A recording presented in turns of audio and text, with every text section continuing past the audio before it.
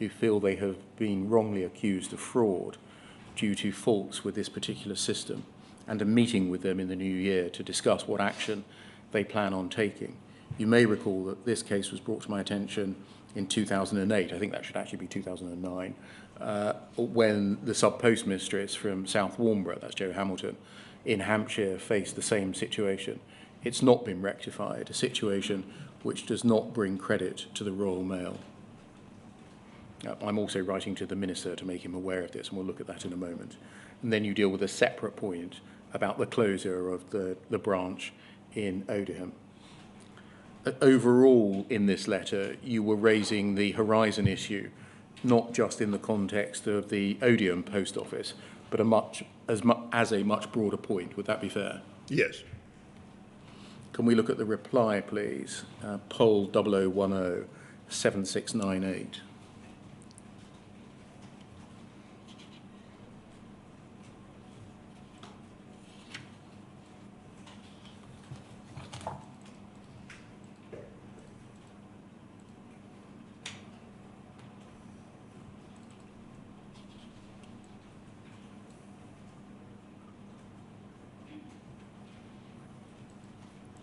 Thank you. Thank you for your letter of the 15th of December addressed to Moya Green. That's the one we've just looked at. As Managing Director of Post Office Limited, Moya has asked me to reply to you direct. And if we look at the foot of the page, over the page, we can see that it's a letter from Paula Venables. Yes. And then back to page 1. So 9th of January, Paula Venables is writing back to you. The first page of this letter is about the last paragraph of your letter, about the opening and closing of the branch in Odiham. So I'm going to skip over all of that because it's about whether and in what circumstances there should or should not be a post office at Odiham. And then over the page, Ms. Venables addresses the wider issue that you raised. Turning to your more general comments about the Horizon system, we handle large sums of public money as well as the money entrusted to us by the 20 million people who visit our 11,500 branches each week.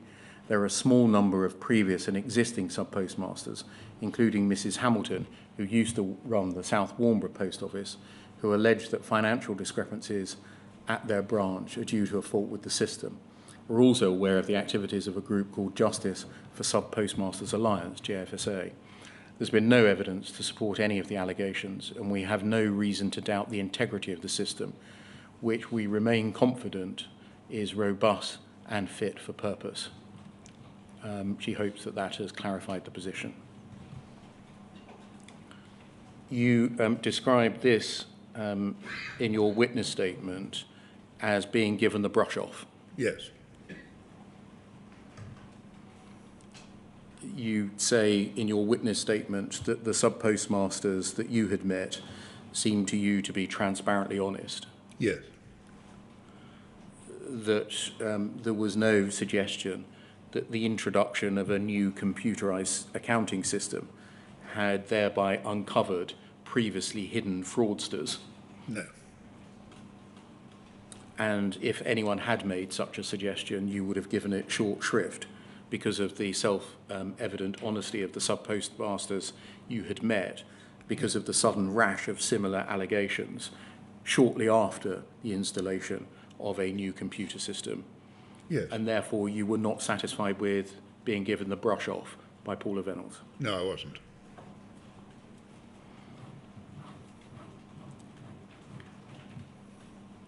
Can we turn to the letter to government that you wrote to Ed Davey, UKGI 401395?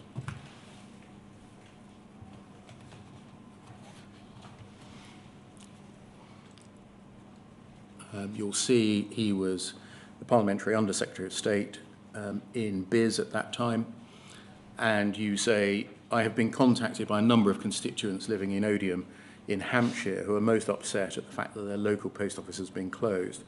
And a long-standing employee, Paul Kemp, has been dismissed due to irregularities. I'd be most grateful if you would look into these matters, these related matters, a matter of urgency. We discussed the matter some months ago. I'm most concerned that the irregularities may be a continuation of the problem that post office employees have been having with the software system that reconciled takings. I'm aware of 34 individual employees throughout the country who feel they've been wrongly accused of fraud due to faults in this particular system. You say that it's a situation that's not been rectified, a situation which does not bring credit to the Royal Mail, and you note that you're writing to Moya Green. And then you take up the point in the last paragraph about the closure of the post office, irrespective of the other issues that you raised. So in this letter, would you agree you're drawing attention to the suggestion that Horizon is to blame for the losses that are being laid at the door of the sub-postmasters? Yes. You're making it clear, would you agree, that this is a countrywide issue? Yes. And you refer to your previous correspondence. Did Mr. Davey ever reply to you? I don't think he did, but I referred in this letter not only to my previous correspondence, but also to a face-to-face discussion at the top of the second paragraph that I'd had some time before, when I must have raised it with him. But I don't think he replied to me, probably because he was told that Paula Venables was replying to me herself.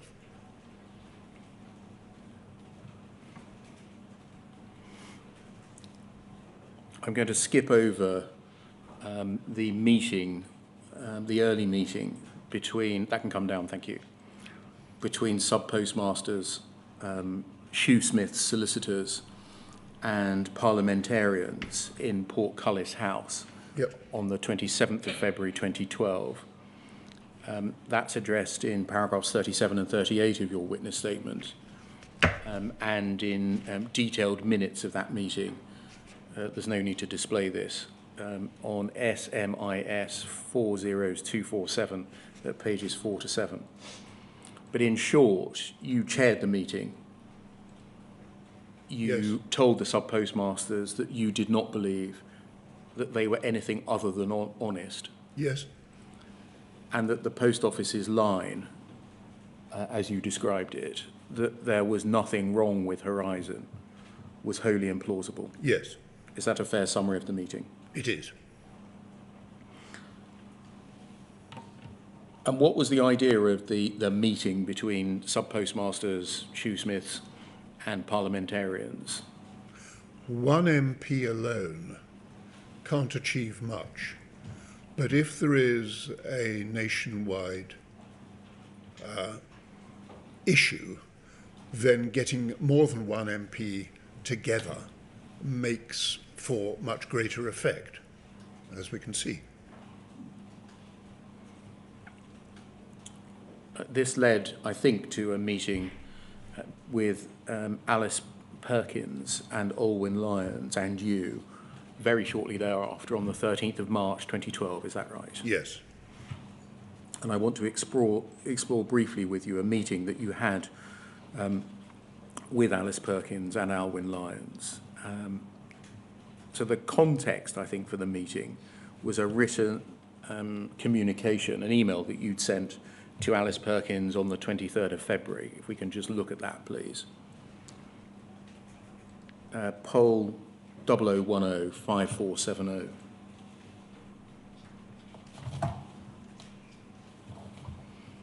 And if we look at the very bottom of page 1,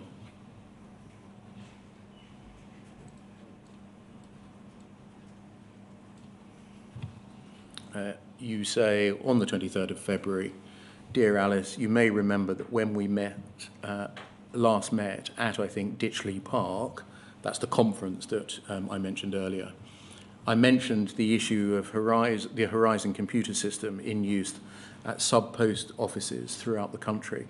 And I said I had a real concern about the way some of the sub-postmasters in and outside my constituency had been treated. Then over the page. You have to skip. Thank you. May I please come and see you about it? I know it's the position of the Post Office, supported by the National Federation of Sub-Postmasters, though not by the Communication Workers Union, that there's nothing wrong with Horizon. I'm deeply sceptical about this, and I hope I can persuade you to look afresh at the matter rather than accepting there should be a closing of ranks around the computer. So you end this saying you're deeply sceptical about the Post Office's position. There's nothing wrong with Horizon. And the purpose of the meeting that you were seeking was to persuade her to look afresh at the matter. Is that right? Yes. You say rather than her accepting that there should be a closing of ranks around the computer. Is that what you had thought had happened already? Yes, it was. That's what had happened. The system was robust, we were told. You make a point in your witness statement about the use of that word, robust. Yes, it was clearly the line to take. There were lots of people who were told to use this word, which implied a sort of series of group-thinking seminars, which led to the use of language, which is very important. And that's what they chose, robust. And you were concerned, presumably, that that is what would continue to happen, a closing of ranks around the computer, if things were allowed to continue unabated? Yes. So can I turn then, with that context in mind, to the meeting itself? Poll 00105481.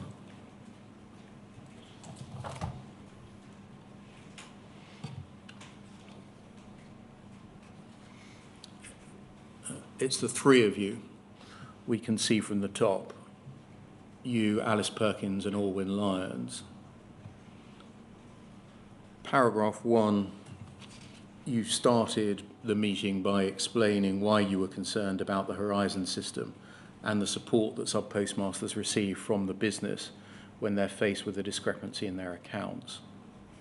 You told us about, the minute says you told them about a recent meeting with you and another 8 MPs. That's the Portcullis House meeting that we mentioned. Yes. In which you had met some of the affected sub-postmasters and shoesmiths, their legal representatives. If we just scan through paragraph 2, that's Alwyn Lyons speaking. Paragraph 3, Alice Perkins inviting you to visit the model office to see how Horizon works. You in paragraph 4 making a counter proposal to come to Old Street, so offering to come to Old Street, but accompanied by a computer expert, possibly somebody from Computer Weekly. And you made the point that you put credence on their opinion because of their involvement in the Chinook helicopter crash inquiry,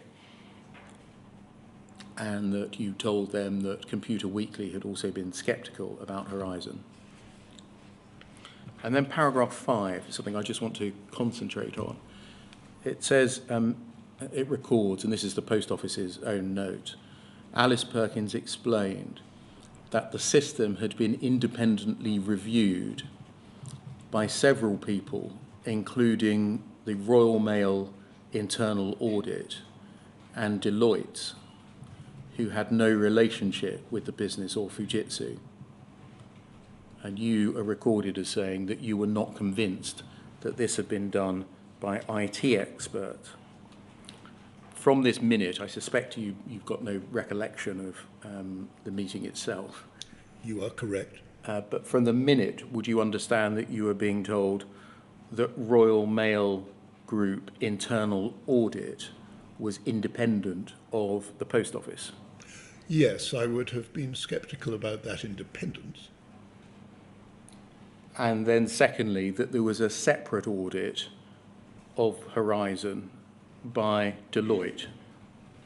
Yes, because there was something inherently implausible about a new computer system being completely fault-free. Have you, to this date, ever seen such an independent audit of the Horizon system completed by Deloitte before the 13th of March 2012, when this meeting took place? No.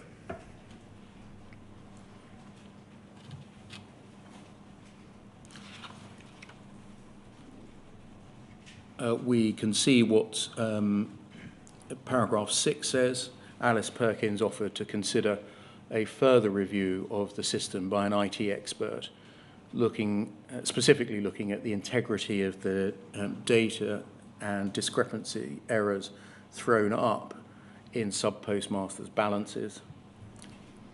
You said that the training was not adequate. Which is a different point. Yes. Introduced the issue that the sub-postmaster's contract was over 100 pages long, written in '94 when Horizon was not in place, and didn't explain the process for making good errors clearly enough. That's again a separate point.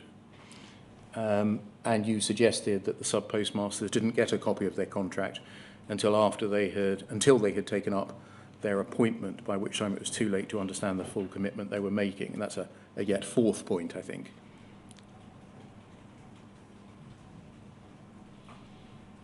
And then we can see what's discussed in paragraphs 8 and 9, and then over the page at 10. In closing, you informed Alice Perkins that there had been discussion about an adjournment debate on the topic. What's the purpose of mentioning that kind of thing? Well, just to say that if there were 8 MPs involved in the meeting with shoesmiths and sub-postmasters, then raising it in Parliament would be a good way of bringing publicity and ministerial attention to an issue that was clearly important. So is it a sort of an attempt to drive action by the Post Office? Yes, it must have been. Not that I'd ever done an adjournment debate by that stage, but nevertheless, I suppose that was what I was doing, yes. I.e., this needs to be taken seriously. Yes. One of the consequences, if it's not, may be an adjournment debate. Precisely. Can we look, please, as matters, and I'm dealing with this part of the chronology in some detail because it may be important in due course, at a letter of the 4th of April, that in fact you weren't copied into, but can we look, please, at poll 0010 7710?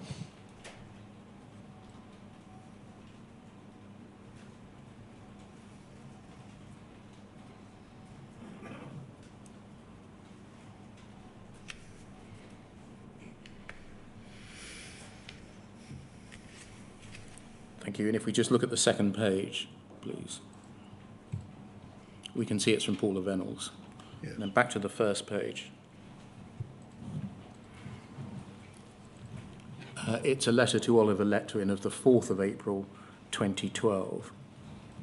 And I just want to see whether what is being said by Miss Venables here is reflective of the kind of thing that Miss Venables and other senior executives at the Post Office were saying to you at this time in the spring of 2012. Oliver Letwin, just for context, was one of the MPs who was amongst the group who was seeking to pursue this matter in the same way as you. Yes. Ms. Venables says, Dear Oliver, I understand you raised a query on the robustness of the Post Office Horizon system yesterday with Moya Green.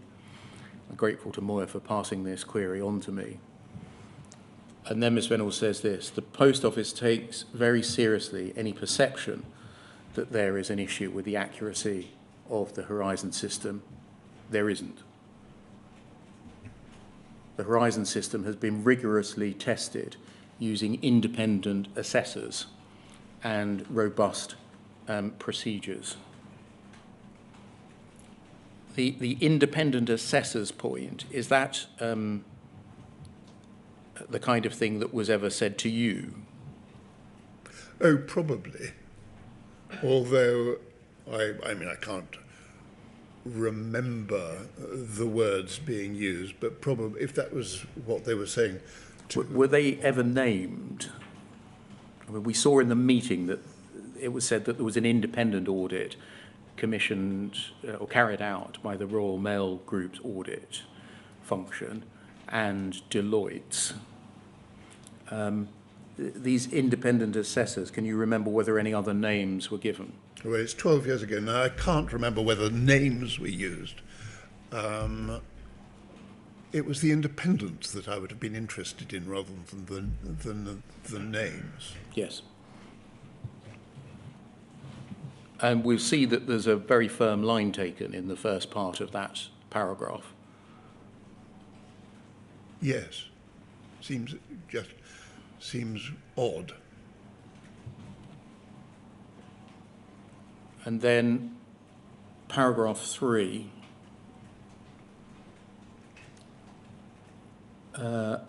Therefore, when queries are raised, my team will work with the sub-postmasters to help to identify the problem. Very often the missing, in inverted commas, funds are a keying or balancing error. That can be put right, and training given to ensure it doesn't happen again. These checks and procedures resolve virtually all discrepancies satisfactorily. So that's saying it's the sub-postmaster's responsibilities or fault, essentially. Yes.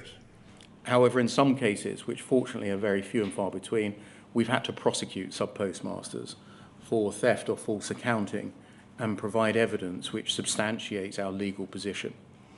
In every instance, the courts have found in our favour.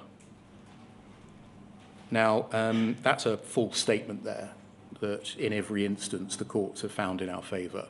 It's just not true. Would you have known at the time that that was a false statement? No, I wouldn't. Would you, if a senior executive of the Post Office was writing to you on Post Office headed paper and formally as an MP, and said, in every instance the courts have found in our favour, accept at face value what they were saying? Yes, I would. I would expect public officials, as Paul Venels was, to tell the truth. However, I would have had at the back of my mind the knowledge that the Post Office had been, as a matter of almost routine, telling lots and lots and lots of sub-postmasters that they were the only ones having these problems. That would have been at the back of my mind, I think. So I might have had some question about what they were saying. Thank you, that can come down. I'm going to skip over the meeting that you and Oliver Letwin had with Alice Perkins, the chairman of the Post Office, Paula Venels, the then CEO of the Post Office, Susan Crichton, the legal and compliance director, Leslie Sewell, the chief information officer, Rod Ismay, then head of product and branch accounting, and Angela Vanden Bogard, the head of network, on the 17th of May. It's addressed in detail in paragraphs 43 to 46 of your witness statement, and in a comprehensive pack prepared for the meeting. The outcome of the meeting is this, right, was that the Post Office offered to give independent forensic accountants access to the Horizon system and for the Post Office to fund such an investigation. Yes. It was the first time I had heard the phrase forensic accountants, and I didn't know what they were, but it sounded good. It turned out to be good. This, I think, had been something that had been suggested by Andrew Tory MP back in the Portcullis House meeting of the 27th of February 2012. Yes. And so I think you were pleased. Yes, very pleased. Partly because the offer came from Paula Venels, namely to have the forensic accountants. It was something that we wanted, but when Paula Venables offered it, we bit her hand off, as it were. I just want to ask you for some details about what the Post Office said through its senior representatives that it was proposing these forensic accountants should investigate, so that we can see and we can compare what was proposed with what we ended up with at the end of the second site investigation. Can we look, please, at poll 303 3825?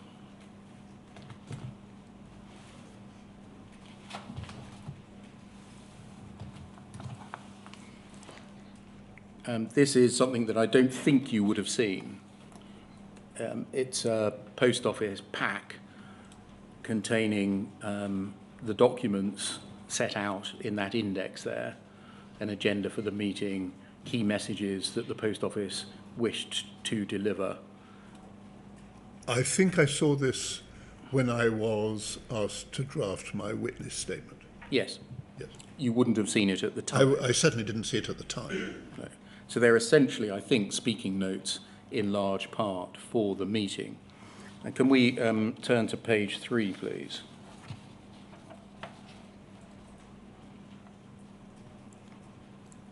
We can see the key messages to be delivered by Alice Perkins under the Who column in the introductions to the meeting. Thank you for coming today. The people round the table are... We understand you raised some concerns.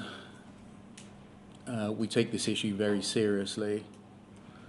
This impacts the lives of individuals, public money's at stake, so is our reputation. We're open to feedback. We'll provide you the information we have available. Our aim is to be open and transparent. We're hoping you'll find that we're handling these issues openly and fairly. Would like your advice as to how we best approach those who are sceptical. We're constantly looking at ways of improving our IT systems and support we give.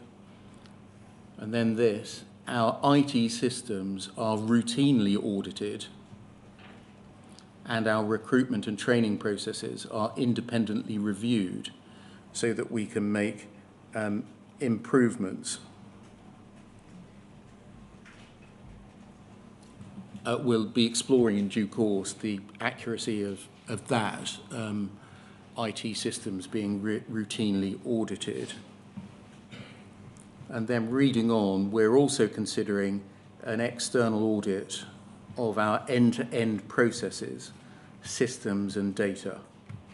I'll come back to you at the end of the meeting to get your views. Is that the offer, we'll come back to the later minute in a moment, that you were pleased about, an external audit of our end to the processes, systems and data? No. I think that came later in the meeting. This was the introductory spiel. And so I think the key messages involving the appointment of an independent forensic accountant came later.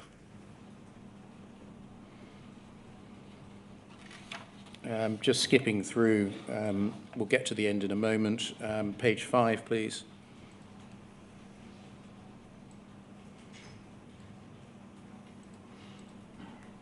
This is Leslie Sewell speaking. Third bullet point, although we recognise that Horizon is not perfect, no computer system is, it's been audited by internal and external teams. It's also been tested in the courts and no evidence of problems found of the nature suggested by JFSA. And Horizon was designed with integrity in mind from the very beginning. And then if we go on, please, to page 7.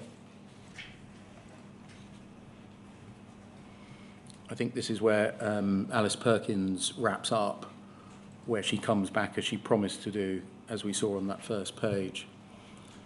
Second bullet point in the bottom box, we're also considering commissioning an independent audit as an assurance measure. But in I the think light, that was the one. yeah, but in light of the fact that there is no evidence that there is a problem, we need to determine if this is a good use of public money. What are your thoughts? And presumably you bit the hand off. Yes.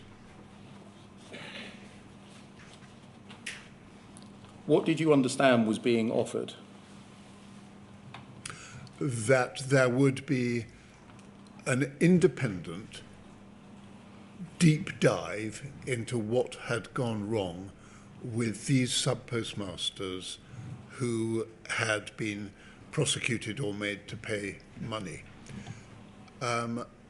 And that was exactly what Andrew Tory had suggested and what we needed, that somebody other than the Post Office would be looking into the workings of Horizon.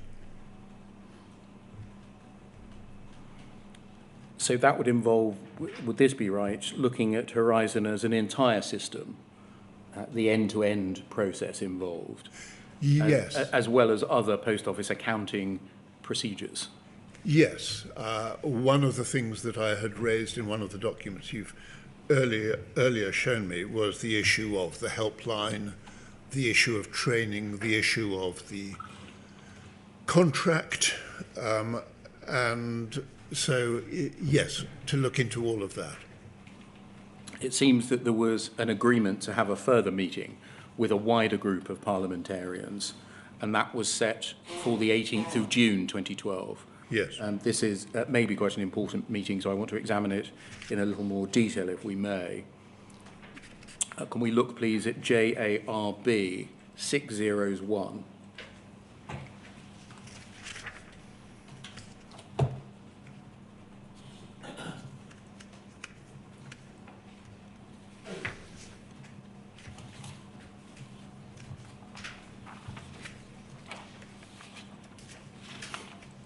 I think these minutes were taken, is this right, by Janet Walker, your then Chief of Staff. Yes, that's correct. And we'll see that there are 6 MPs present, including you and Mr. Letwin, plus representatives from 3 other MPs. Yes. So 9 MPs in total, either present or represented. Yes. And then 4 Post Office people present, Miss Perkins, Venables, Vanden Bogart, and Lyons. Yes. And then scroll down, please. You introduced the meeting, which was limited to MPs and the Post Office personnel only. The issue of problems reported with the Horizon system has given rise to controversy dating back a number of years. Many MPs' constituents have been prosecuted for false accounting, theft and fraud, many protesting their innocence. Meeting was convened in February at the House of Commons, attended by MPs and their constituents, at which this matter was discussed. That's a cross-reference to the 27th of February meeting at Portcullis House. Yes. Following this meeting, you had several private meetings with Miss Perkins and her colleagues to discuss how the issue might best be approached and resolved. And that's a cross-reference to the meetings that we've just looked at. Yes. Alice Perkins gave background information and the Post Office's perspective and introduced her colleagues. Post Office Limited is now a completely separate entity from the Royal Mail. She arrived at the organisation in August 2011 and became aware of the issue soon after starting. She emphasised the matter was a very serious one for the Post Office, whose business rests on its reputation as being trustworthy. She said the Post Office also recognised full well that the matter was also very serious for the sub-postmasters and mistresses involved, as it was invariably life-changing. So far, so good, I think. Yes. And then over the page, please. She said that now was a time of enormous change at the Post Office and that it was important to give MPs confidence in the business and its reputation. Again, I think so far so good. She stated that the matter involved treading a tightrope regarding questions of money. The Post Office and its staff are stewards of large quantities of cash. The cash does not belong to the Post Office. it's in transit, as it comes through the post office, there is the issue of trying not to put temptation in people's way. But in any retail business, that is not possible. But what did you or do you understand to be the point being made there about temptation being put in people's way? At the meeting of the 17th of May with Oliver Letwin and me, Alice Perkins and Paula Reynolds had both raised the problem of there being lots and lots of cash lying around in unexpected places. And whether this meant that they thought that led sub-postmasters into temptation and being inherently dishonest wasn't entirely clear, but that was the issue that they were raising, I think. And we never really got to the bottom of that, but that's what she was talking about. We then see that Miss Reynolds picks up the temptation baton and says, she said that temptation is an issue, but that trust in the post office as a brand is absolutely paramount. Post office needs competent, trustworthy people on staff, and its processes and systems must be transparent and must work well. So again, at the moment, the focus, I think, is all on the honesty and trustworthiness of the postmasters. Yes. Of the 11,800 sub-postmasters and mistresses currently employed, only a tiny number are presenting as cases where there's an issue of alleged fraud involving the Horizon system. The problem, therefore, is relatively very small.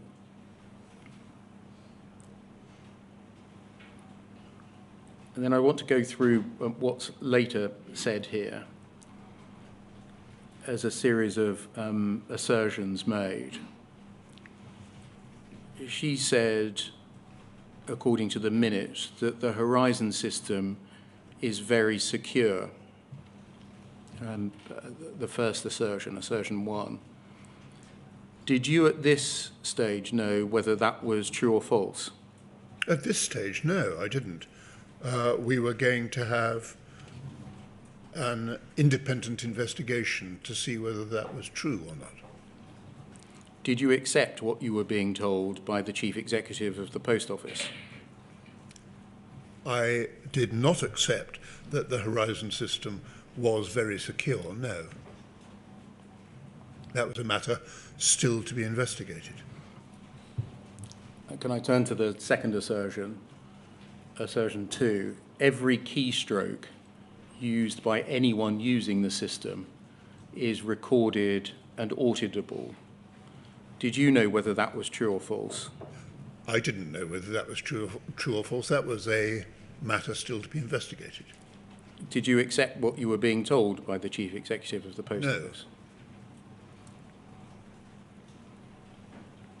She's recorded as continuing to say, when things go wrong in a sub-post office, there's a helpline which staff can call 7 days a week during office hours, and backup staff who will help further if things go wrong. It's here that issues are normally resolved.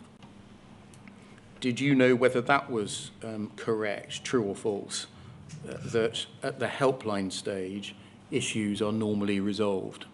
I believed it was probably untrue at that stage, mostly because of the experience that Joe Hamilton had had of seeing, of telephoning the helpline, asking what to do, doing what they said, and seeing the balance that she was alleged to be owing to have doubled in front of her eyes.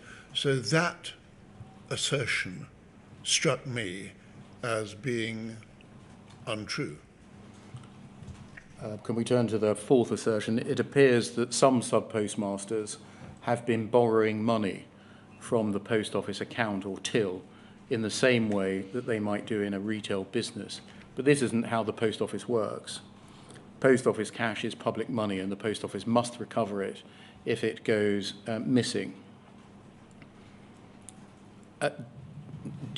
Did you or would you take from what is recorded as being said there that the issue, according to Ms Venables, was with postmasters putting their hands in the till rather than with Horizon?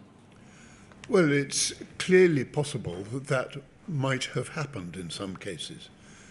But if you don't have a robust, to use the word, Horizon accounting system, you can't be sure whether it has happened. So I thought it might have happened in some cases, but to say that it happened in a lot of cases struck me as being needing to be examined and tested. And then the fifth assertion, every case taken to prosecution that involves the Horizon system thus far has found in favour of the Post Office, assertion 5. We'll come in a moment to look at that statement, which, as I've said, is not a true statement. But did you know whether it was true or false at this time? Well, what I knew about Jo Hamilton was that her case had been found in favour of the Post Office, and yet it was her case that I was particularly questioning. So it may have been true so far as I was aware, but I didn't place much credence in what she had said there. Can we go to the foot of the page, please? And you'll see just in between that the minute follows largely the structure of the speaking notes that we've looked at, with Angela van den Boogaard now speaking to the two case studies. It notes there that they're attached. Do you think you might have got something from that pack that we saw? Well, they were attached. I think I did see some case notes, yes. They are somewhere around in a large bundle of papers. Thank you. If we go to the foot of the page, Mike Wood MP asked the question that, to which an answer is given later. So we should look at the question as a whole now. Mike Wood MP asked whether anyone at the Post Office had entertained the thought that there might well be problems with the Horizon system, rather than believing that there was not. He asked whether the Post Office was saying that the system was 100% secure and 100% foolproof, making the point that it would be the first software system implemented by government to be so, were this the case. And then if we go over to the top of the next page, Andrew Brigden MP asked whether there had been any case where the discrepancy was the fault of the system. There's then a discussion where it seems there was a sidetracking about the identity of the forensic accountant. And then if you see 3 boxes from the bottom there, Paula Venables said that going back to Andrew Brigden's question, there had not been a case investigated where the Horizon system had been found to be at fault. So there is then what I'm calling assertion 6. Did you know, again, it's expressed in a different way, whether that was true or false? No. That there had not been a case investigated where the Horizon system had been found to be at fault? No, I didn't. So we've seen the assertions made. That can come down, thank you. And the assurances given to 9 MPs and all their representatives. Would you agree overall this is a fair summary? The problem is that a small number of postmasters borrow money from the till. The problem is not Horizon. Every prosecution involving Horizon has found in favour of the Post Office, and not a single case existed where on investigation the Horizon system was found to be at fault. Yes. I think it follows that Alice Perkins, Paula Venables, Angela van den Boogaard and Alwyn Lyons did not disclose to you and the other 8 MPs or their representatives the following. Firstly, anything about the Julie Wolstenholme case, No, they didn't. in which expert evidence had been served by a man called Jason Coyne concerning bugs in the Horizon system, and which case was subsequently settled by the Post Office. They didn't disclose that, no. They didn't mention the case of Lee Castleton and the obtaining of a report from BDO Stoy Hayward, which had found errors in the operation of the Horizon system. No, they didn't.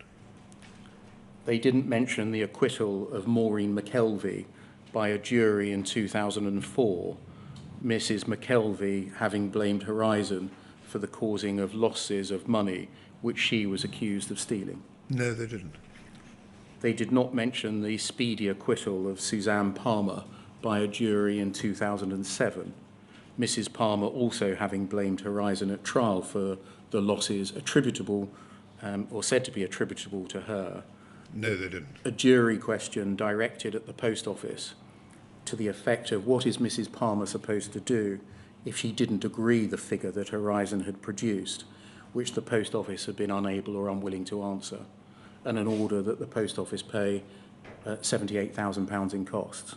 No, they didn't. They didn't mention any of the following bugs, all of which had been discovered and notified to the Post Office by this time. The Calendar Square bug, sometimes known as the Falkirk bug, operative by the Post Office's admission between 2000 and 2006, and on the findings later of Mr. Justice Fraser until 2010.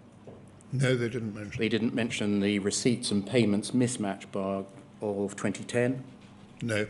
The suspense account bug that was operative between 2010 and 2013. No.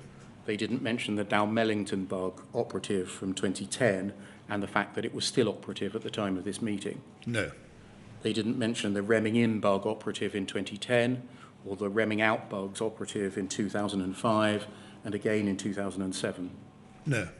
They didn't mention the local suspense account bug operative in 2010. No. The reversals bug operative in 2003. No. The gyro bank discrepancy bugs operative in 2000, 2001 and 2002. No. They didn't mention that consideration had been given to the commissioning of an independent expert review and report on Horizon in December 2005 and again in March 2010, but that on each occasion the Post Office had decided against it, on the latter occasion seemingly on the grounds that it might be disclosable in criminal proceedings. They didn't mention that. They didn't mention problems with the so-called ARQ data and whether those issues should be revealed to criminal courts who are hearing criminal charges against sub-postmasters based on ARQ data and of which the Post Office had been notified. No. Does it follow that your state of knowledge at this time, based on what the Post Office board member and executive members were telling you, was that you were unaware of any bugs, errors or defects which had been detected in Legacy Horizon or which were then evident and emerging in Horizon Online? Yes, I was unaware. I think we were all unaware, but Mike Wood was raising the question, is this the only absolutely perfect computer program in existence? You were unaware of the problems with the so-called ARQ data and its presentation to criminal courts? Yes, completely unaware of that. So that's an appropriate moment if it's convenient to you to break in this line of questioning. Certainly, Mr. Beer. I'll just ask you, Lord Arbuthnot, if I may. We reached the summer of 2012, and it may be that Mr. Beer will pursue this further, but just so that now that it's stuck in my mind, can I ask you this? In any of these discussions, was the role of Fujitsu mentioned at all? It's hard to remember precisely when Fujitsu's role came up. Certainly it was raised at some stage, and I believe it had been raised before now, yes. Right. But I can't remember exactly when it was first raised. But were you given a kind of summary, for want of a better description, of the role that Fujitsu might be playing in providing information which permitted the post office either to prosecute or take disciplinary action against sub-postmasters? No, I don't think I was, not at this stage. Fine. At any Then I won't ask you anymore. And if Mr. Beer wants to take it up, then he may. But I was just conscious that in the documents we looked at, which may only, of course, be a small representative sample, there was no reference to Fujitsu. So I just wanted what your memory was about it. Thank you. What time shall we start again, Mr. Beer? Can we say past, please?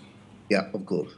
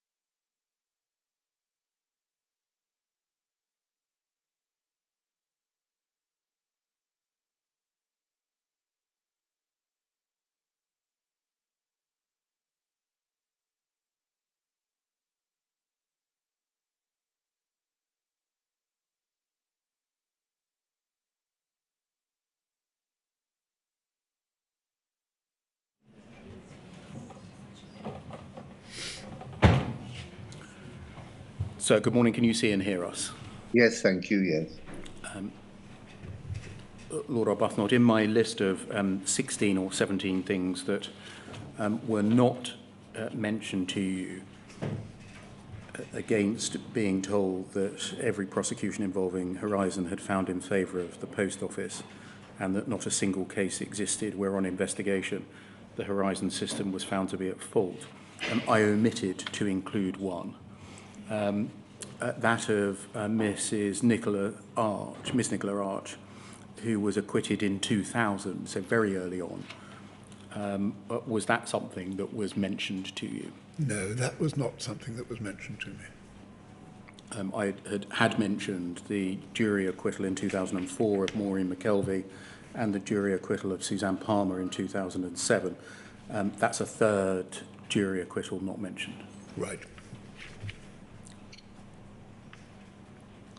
And in that list of 16, now 17 issues that were not revealed to you at the meeting that we were talking about in mid-June, does the same apply to all of the meetings that you had with senior post office managers? And by that I mean the meeting with Alice Perkins and Alwyn Lyons on the 13th of March 2012? Oh yes, the same applies. I was not told, here is a list of bugs that you ought to take into account. No, they failed to do that. And I might divide it into three. One is civil and criminal cases. The second is bugs. And the third is consideration in the past of independent investigations. Absolutely. They did not do that. And does the same apply to the meeting with Alice Perkins and Paula Venables on the 17th of May 2002? Yes. In all of this time, did any of them ever mention the facts and matters which I've listed, 16 or 17 of them? No. Now, at this, or in preparation for this meeting of the 18th of June 2012, there was also a prepared, just like the last meeting, the 17th of May 2012, by the Post Office. And I just want to look at some of the things that the senior representatives of the Post Office were intending to say, or were briefed to say, as opposed to what the minute records them as actually having said. Can we look at poll 309 6640?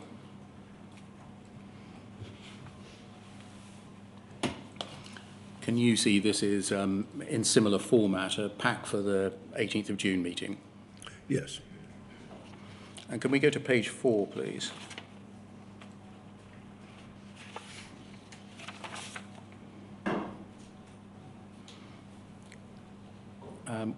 This is the part that sets out the Paula Venables briefing note, speaking note, or lines to take. And can we look at the 5th bullet point, please? Where she is briefed to say, or to include in the meeting, I am confident about the integrity of Horizon. It was built on robust principles of reliability and integrity. It has undergone many external audits, and no problems of this nature have ever been raised. And then on a technical level, one, an audit trail is created for each transaction, which means we can look at all transactions done at the counter and see what happens to them subsequently. Each transaction is protected with a digital signature to prevent change or tampering, which means that if someone was able to penetrate the many layers of security, they wouldn't be able to unlock the seal that protects the transaction.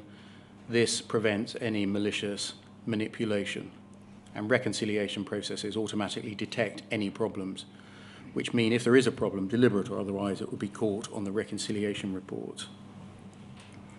did you or would you take such a statement to mean that remote access to alter the branch accounts was not possible? I would have taken that to mean that, yes. Thank you, that can come down. The conclusion of the meeting was that an independent review or investigation should be undertaken. Yes. You address in your witness statement and the documents exhibited to it the process by which Second Sight came to be appointed. And can I just summarise and see whether this is correct, please? Firstly, Second Sight was identified by Susan Crichton of the Post Office, and that was because she had a previous connection with Ron Warmington at GE Capital. Yes. It was identified that it was necessary for relevant MPs and the sub-postmaster community, including Alan Bates, who was by now undertaking a leading role in representing some of the sub-postmasters, to be satisfied as to the competence and independence of Second Sight. Yes. And therefore, meetings took place, firstly on the 4th of July 2012 between Second Sight and 5 MPs, including you, which was essentially a species of vetting interview. Yes. Secondly, on the 12th of July 2012, between Second Sight, you, Alan Bates, and Kay Linnell, a forensic accountant. Yes. And then there was a series of exchanges of correspondence between you and Alan Bates, which I'm not going to address. But it's the long and the short of it that MPs, through your offices, started to send cases to individual cases to Second Sight after their appointment.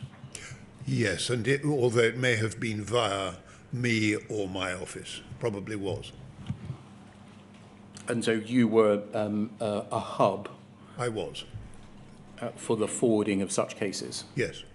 I think it's right that your office didn't vet or decide which cases should go forward or not. No, we would have been in no position to do so. Can I turn to some early reporting back from Second Sight? I think it's right that in March 2013 you received some early feedback from Second Sight on the investigations that had by then taken place. And this caused a meeting to be scheduled for the 25th of March 2013 at Portcullis House. In advance, you wrote a letter to Alice Perkins on the 7th of March 2013, and I'd like to look at that, please. Poll 309 7588.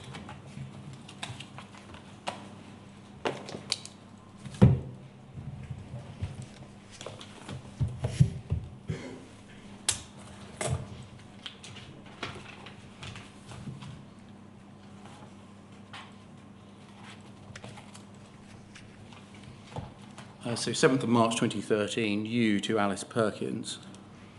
And if we can blow up the text, please.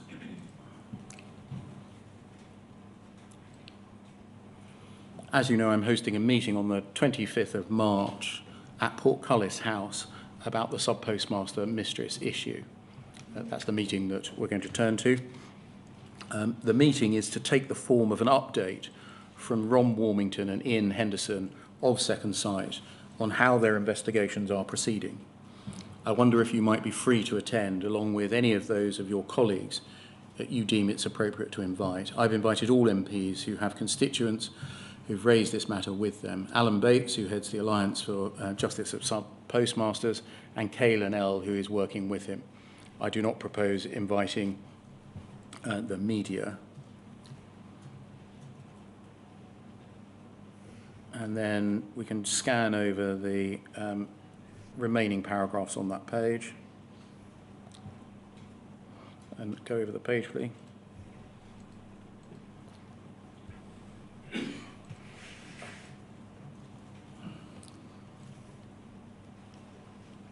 If we look, you say at the top of the page, I'd like to raise two matters, and these are things that may need a conversation between you and me before the meeting. In my discussions with Ron and Ian, I gather that questions have been raised over the absolute integrity of Horizon, though without there being so fundamental as to say that the system is not fit for purpose. Since it is a system that remains in current use, there's a risk that existing sub-postmasters and mistresses may find themselves in exactly the same position as those whose cases are being investigated. I know definitive results are not yet available, but I hope Post Office will be ready to address this issue. I think it follows from that you had by that stage received information from Second Sight that questions over the absolute integrity of Horizon were being raised by them, Second Sight. Yes. In the last Well, paragraph. not necessarily by them. Questions were being raised, at least in the presence of Second Sight, possibly by Second Sight, or possibly both. I understand. You say in the last paragraph that you're impressed beyond expectations with not only in how the investigations are proceeding, but of your continuing support. You could not recall a more important campaign, nor one where the end result has been so consistently supported by all parties involved. You have my gratitude and admiration for how the Post Office is handling this. You tell us in your witness statement that at the early stages of the Second Sight investigation, you believed, and this is my summary, not yours, that the Post Office was entering into the enterprise in good faith. Yes. Did that remain your belief? By this stage, yes. By the time I wrote this letter, I certainly did believe that. We'll come later to the when seeds of doubt started to be sown. Yes. But can you identify in summary what those seeds were and when they occurred? The summary of the seeds of doubt arose through my initial fears about the Post Office's approach to the truth in terms of telling people like Joe Hamilton that you're the only person that was involved. But let's ride over that. There was a degree of legal battlefield that arose. There was a degree of delay in providing Second Sight with information. There was a degree of delay in providing the documents that the Post Office had promised to give Second Sight, being absolutely open and transparent, and yet they weren't. There was a slowness, a secrecy, a general slowing everything down that worried me. I think it's right to say that the Post Office did not react well to this letter that you wrote them. I think it is right to say that. Can we look at what you say about that in your witness statement, please, at page 42?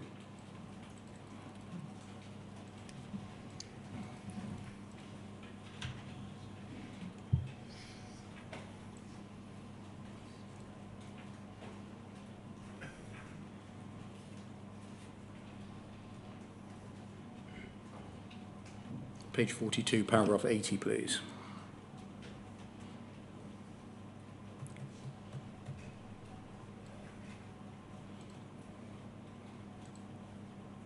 Foot of the page. You say, my letter caused strong pushback from the Post Office, and on the 19th of March there was a meeting between myself and Alice Perkins. It appears from a speaking note that Janet Walker, that's your Chief of Staff, wrote for me for a telephone call on the 20th of March between myself and Ian Henderson, that at the meeting of the 19th of March, over the page, Alice Perkins said, amongst other things, that the Post Office didn't believe anything was wrong with Horizon, that they were very concerned that any opinion being formed by Second Sight at this stage was being communicated, that Second Sight should not be expressing an opinion, not least as the Post Office hadn't had a right of reply, that there was a limit to the Post Office's willingness to continue funding investigations, that it seemed that there would be some sort of deadline for cases of the end of February, and that the Post Office would not attend the meeting of the 25th of March, but there would be an open letter from the Post Office available for distribution at that meeting, and that the Post Office would expect to be ready to attend a meeting with MPs in perhaps June. Lord Arbuthnot, I don't understand. Can you help me? I thought the Post Office had said they wanted their systems, processes and data independently assessed. Yes, with absolute openness and transparency. I didn't understand it either. I was a bit surprised because I thought my letter to the Post Office of the 7th of March had been rather a nice one. So they'd said that they were invested in securing the truth and that they wished to be open and transparent with sub-postmasters and with the public. And yet here was the chairman saying to you that the independent investigators should not communicate their opinions, that their funding may be withdrawn, and that they were pulling out of a meeting. yes, which didn't sit well with the way that Second Sight had been appointed, which was almost a joint exercise between the Post Office and the MPs and the JFSA. And yet it seems that the Post Office was saying that Second Sight were not to talk to us, which seemed to us to be odd and wrong. So the meeting went ahead without you, with you, with other MPs, with the JFSA and with Second Sight, but without the Post Office. Yes. And we've got your speaking notes for that meeting, your Chief of Staff's minutes of that meeting, and Second Sight's speaking notes. I just want to look at the last of those, which is JARB 5047.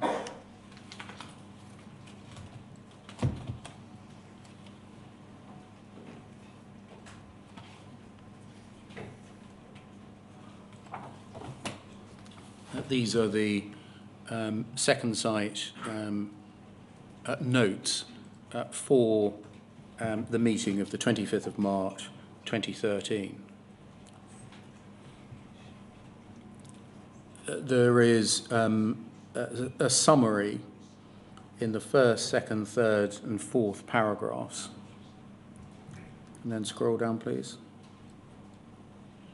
Then at the foot of the page, they, Second Sight, recall that the fast-track review process had identified the following 7 issues as being a significant feature in one or more of the cases submitted. Transaction anomalies following communications or power failures, rogue transactions not entered by sub-postmasters or their staff, missing or duplicated transactions associated with postage labels, phone cards, gyro payments, ATMs or checks, training and support issues, loss of transaction audit trails being available to sub-postmasters, accounting issues at the end of the trading period, and the contract between the Post Office and sub-postmasters. And then if we go over the page, please.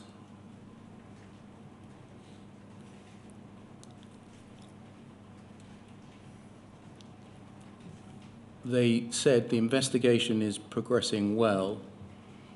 A number of difficult issues have been satisfactorily resolved, and an excellent working relationship has been established with both JFSA and Post Office.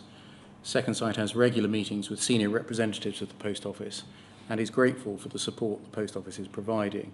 The investigation is complex and involves looking at events that occurred over a long period of time, some cases 7 or 8 years. We're still at the evidence gathering stage, particularly for cases submitted in the last few weeks. Too early for us to reach even preliminary conclusions on the matters under review. This is a fact-based investigation involving complex information technology. It's important to allow all relevant parties to submit evidence on the matters under review. The 7 features that we saw on page 1, did you understand these to be established or findings by Second Sight at that point? Or is that to be qualified by what's said in this penultimate paragraph here? I thought that they were things that required further work.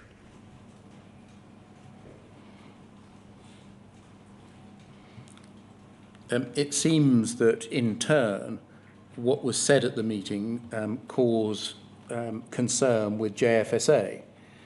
And can we look, please, at Mr. Bates' letter of the 1st of April 2013, JARB 5049.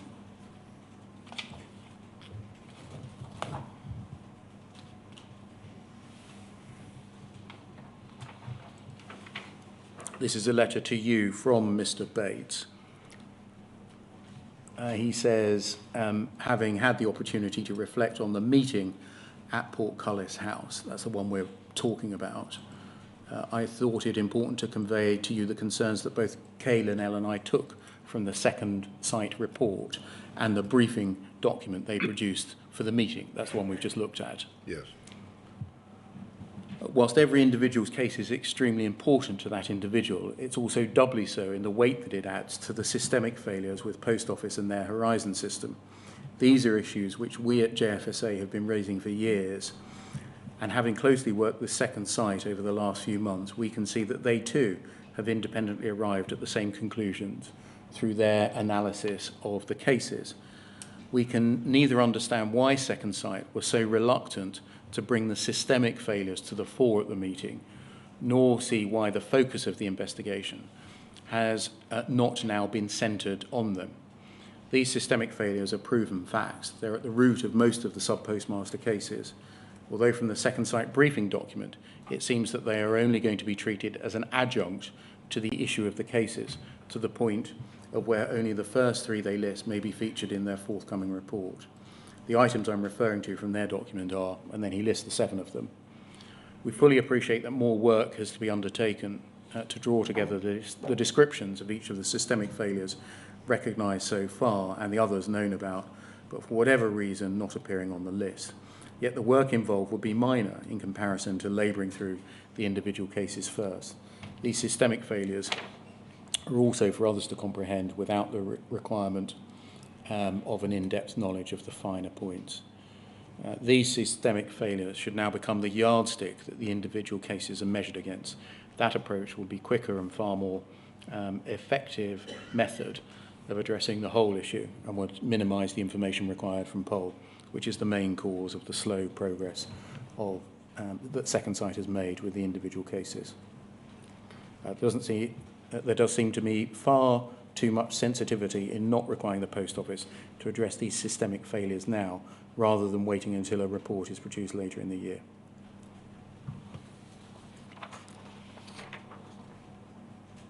In your estimation at the time, were these fair points that Mr. Bates was making?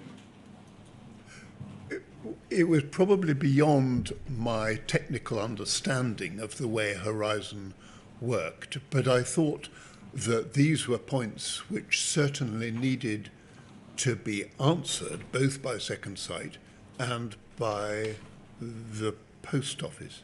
There was at some stage a dispute about the meaning of the word systemic, and Second Sight used it eventually to mean a system-wide set of problems, whereas Alan Bates was using it to mean a problem with the system, wherever it struck.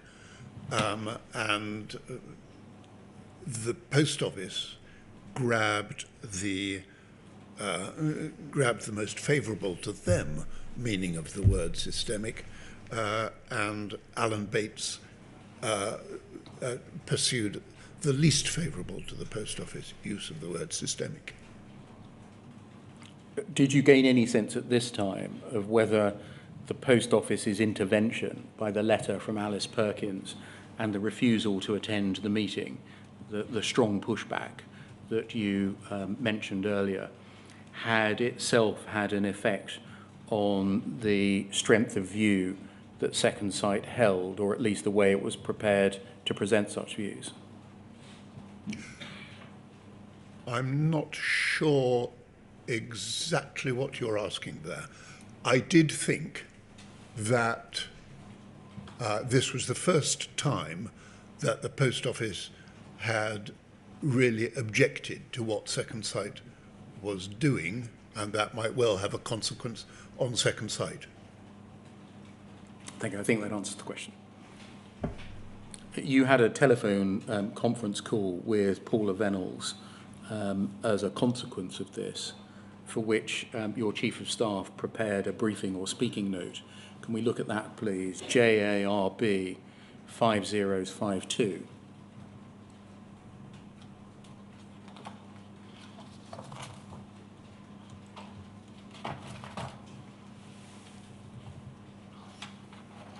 The call's at the request of the Post Office following the meeting on the 25th of March.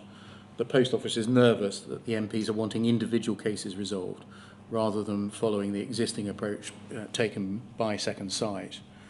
An earlier meeting with Alice Perkins demonstrated the concern the Post Office had been shown no evidence of problems with Horizon. Final paragraph of this note, Second Sight to Alan Bates, indicates that they may have found something. I should have said that you tell us in your witness statement that you believe that the conversation with Paula Venables went much along the lines of this briefing note. Can we go to the second page, please? And the foot of the page, please.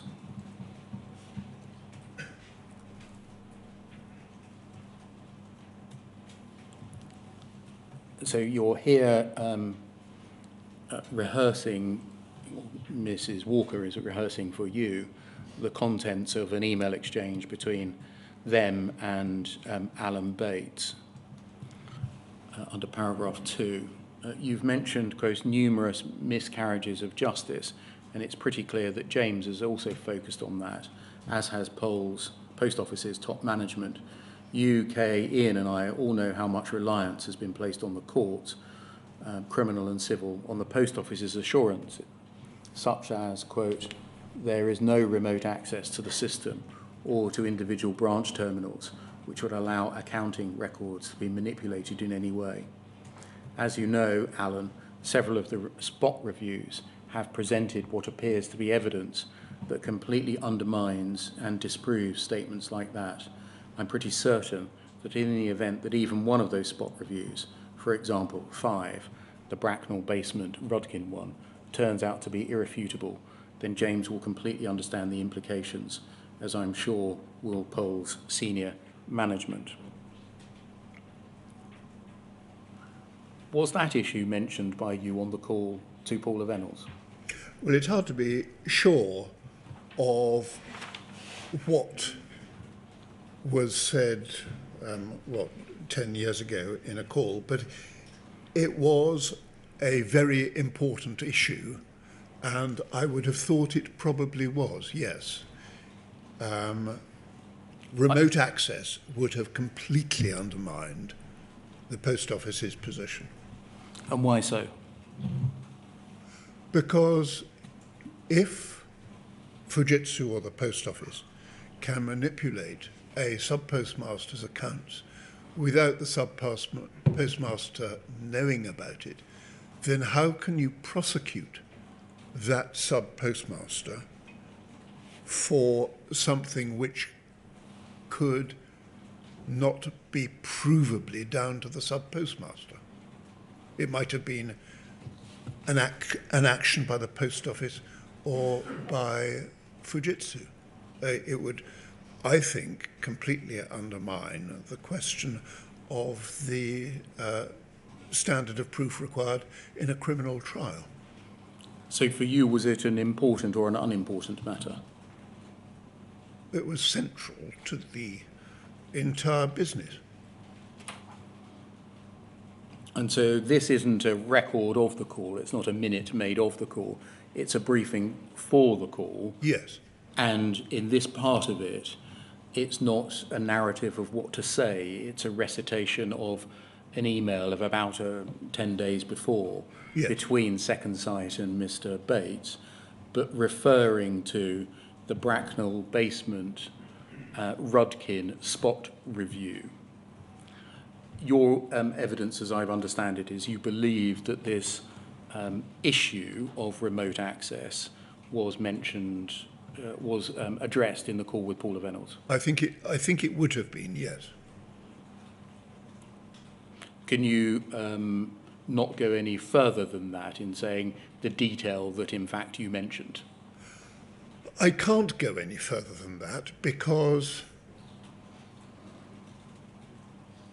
it may well be that at this stage the Bracknell basement Rudkin issue was something which Second Sight was still trying to get final proof about.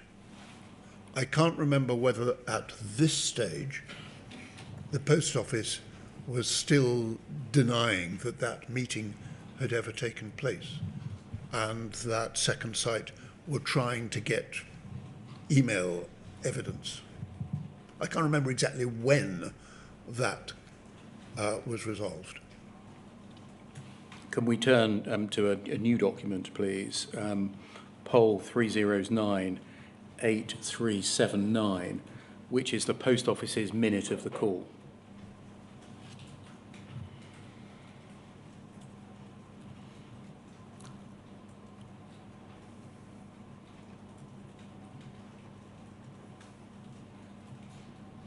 When you say new, Mr. Beard, do you mean very recently disclosed? I mean new to Lord Arbuthnot. Right, fine. Just so that I'm clear. Thank you.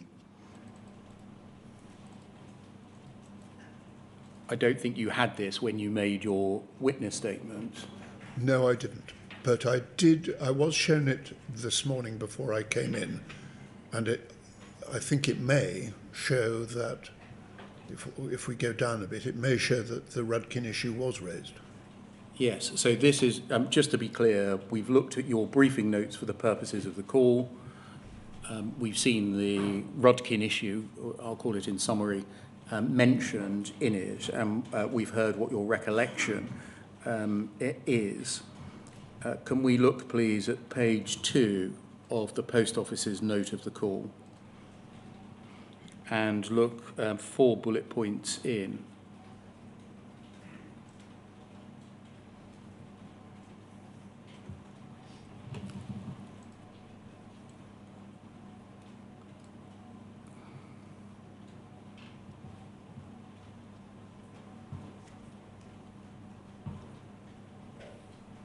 I think that's a separate issue. Yes, but if you look at 6 bullet points in, you get to what you want, I think. Yes, you're quite right. Yes, I meant to ask about 4 bullets point in because it's the run-up to the conversation in bullet point 6. We can just start at 4. JFSA raised a concern with James that the Post Office is continuing with prosecutions despite the review taking place, predicated on the view that there is, quote, nothing wrong with Horizon. You did not think that we should be prosecuting on that basis, i.e. the Post Office should be prosecuting on that basis. And then Ms. Reynolds says, I think because Second Sight have made noises about finding something. And she is recorded as promising to you to get back on that point. On that point, was it your view that the work of Second Sight affected the propriety of continuing to prosecute? Yes. And why was that? Because of the standard of proof required in a criminal prosecution. You need to be sure that the criminal activity has been done by a sub-postmaster accused as opposed to having been done by somebody else. And then the 6th bullet point, which is linked to the 4th, you're recorded as saying we should not go ahead, i.e. I think the Post Office should not go ahead with prosecutions, presumably, until the post office can prove that there is no remote access to the system or branch terminal which can change the sub-postmaster's account. He did not say so, but I think Second Sight have suggested this. Does that help you to recollect with how the conversation went? Well, if I certainly wouldn't question that I raised that if this is what their minute says. No, I must have raised it as they say I did. I think I would not have told Paula Venables that Second Sight had suggested it, but it was something that I think Andrew Bridgham had been raising consistently because his constituent was Michael Rudkin. But this, in any event, is a record of, I think, Ms. Venables noting that Second Sight had suggested that there could be remote access to the system or a branch terminal which could change the sub-postmaster's account.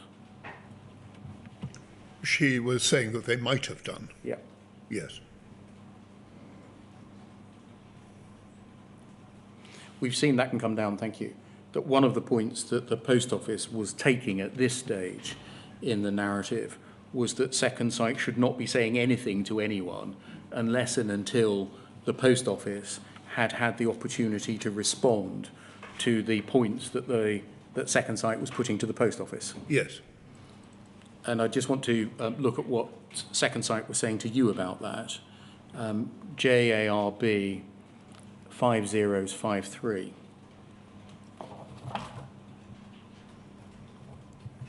This is an email the next month on the 12th of June from Ron Warmington of Second Sight.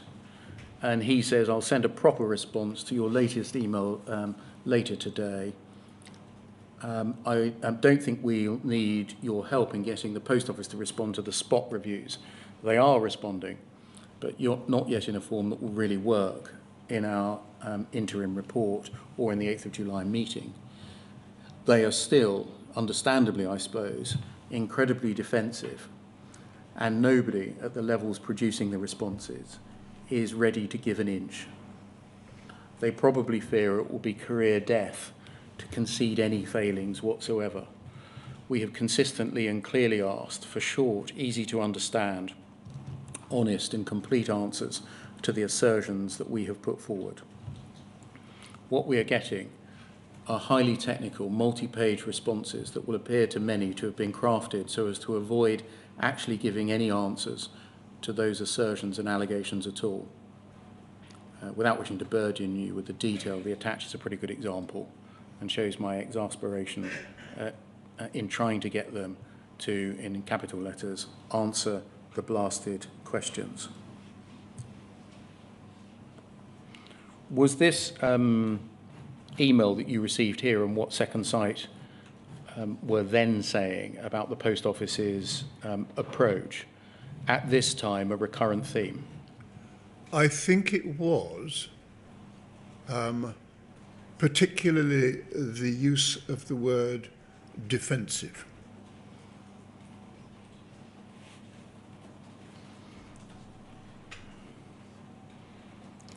Thank you, that can come down.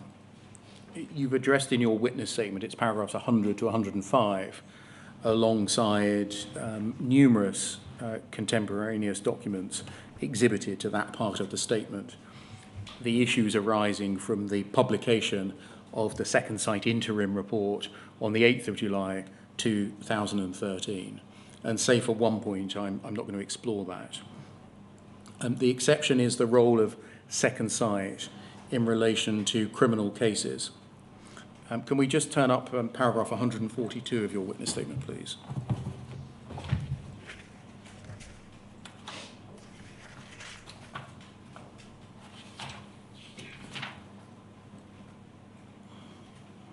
which is on page 75.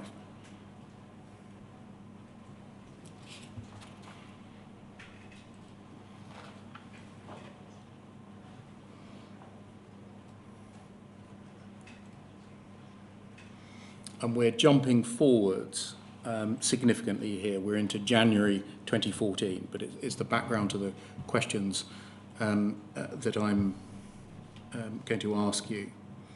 This is a conversation that happened with Paula Venables on the 28th of January 2014. And you say, she then said that Second Sight would not be advising the Post Office on criminal cases or prosecution policy, as they were forensic accountants and not lawyers. I believe at the time this struck me as wrong. It was at odds with what she just said about not restricting Second Sight's ability to investigate the issues with Horizon. Accountants in their training and work have a great deal to do with criminal cases and prosecution. And then there's some other material. In relation to the first part of the Second Sight work, what was your understanding and expectation of the extent to which Second Sight could investigate cases that had resulted in criminal proceedings or a criminal conviction? My understanding was that they could have the complete openness and transparency that Paula Venables had promised me and access to any documents that they considered to be relevant, including documents that were confidential, in order to get to the bottom of the issues that the Post Office told us they wanted to get to the bottom of. And that they, in that sentence early on, any documents that they considered relevant means any documents that Second Sight. Second is Sight, that right? Second Sight considered relevant. Can we look? Can we go back in the chronology then to July 2013 and look at the notes of a meeting that you held in Parliament on the 8th of July 2013 after the publication of Second Sight's interim report. It's poll 302 9664.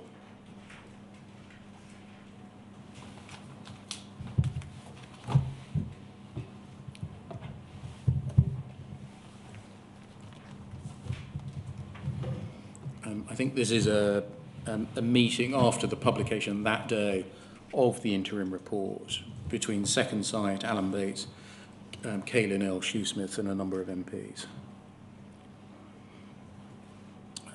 Can we look, please, at the bottom of page 3? Can we scroll down? Thank you. Right at the bottom. And Andrew Brigden MP asked Second Sight if they believed the issues they'd identified had an impact in relation to the historic convictions. And then over the page, please. Second Sight said that was a legal question which they were not qualified to answer, and they did not consider it was appropriate to express an opinion. They have to present facts, and it's for others to consider the impact on any historic cases. Firstly, would you agree with Second Sight's characterisation of the limitations of their professional expertise? I'm not sure I would, really.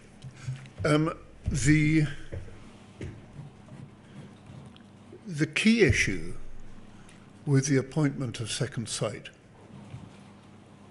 was that they were going to have to look at a number of different issues: computer programming, accountancy, the legal implications arising out of those things.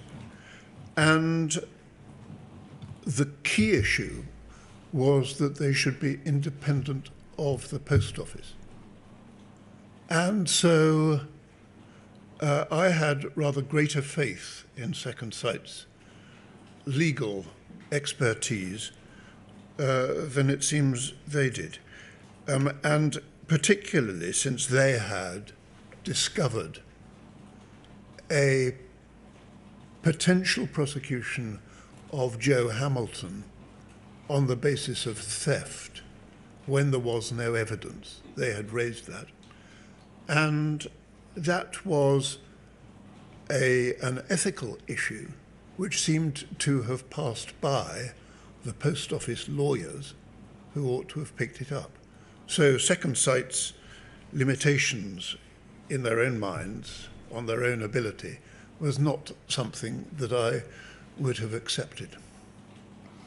As a separate issue, accepting the limitations that they themselves accepted, would that, in your view, have amounted to a proper bar in investigating the facts of any cases that had ended up as prosecutions or convictions? No.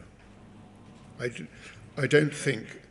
I mean, what we had been promised was total transparency and total openness. Second Sight were the independent investigators going into the post office to achieve that total transparency and openness. They were the people to look into these things, and so I wasn't prepared to accept any bar on what they were looking at. Can I just take you to their engagement letter with the post office, please? Poll 50213.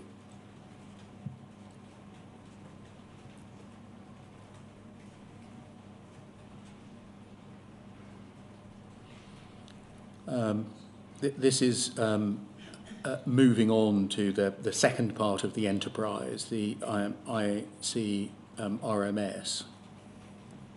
but may tell us something about the earlier part of the enterprise too. Can we look at page 6, please?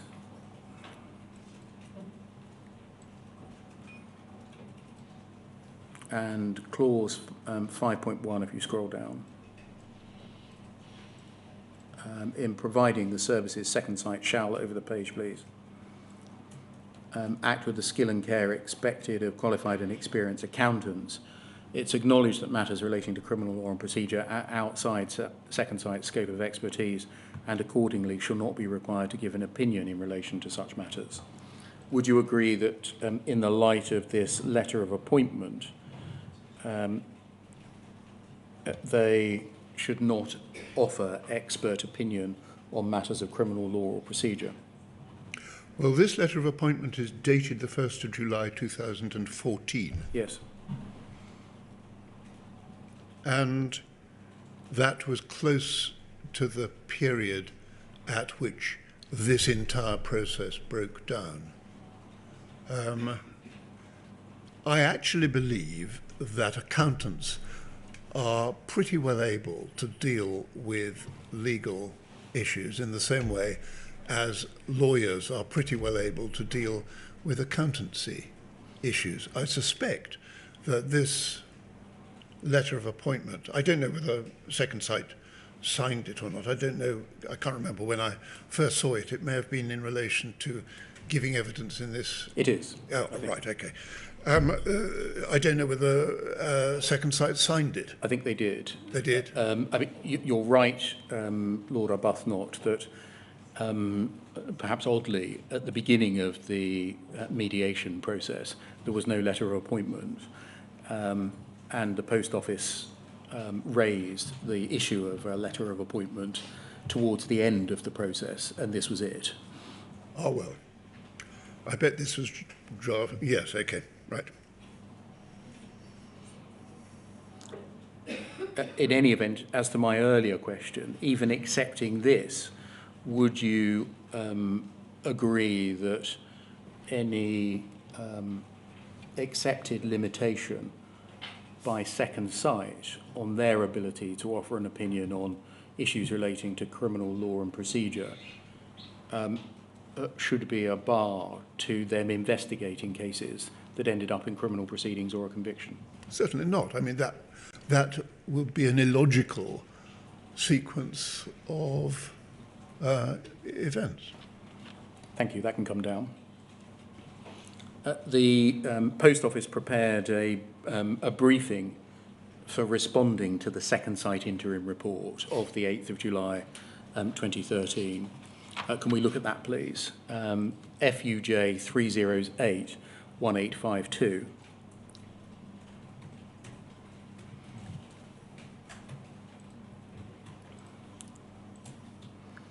And can we look, please, on page 9 at the bottom?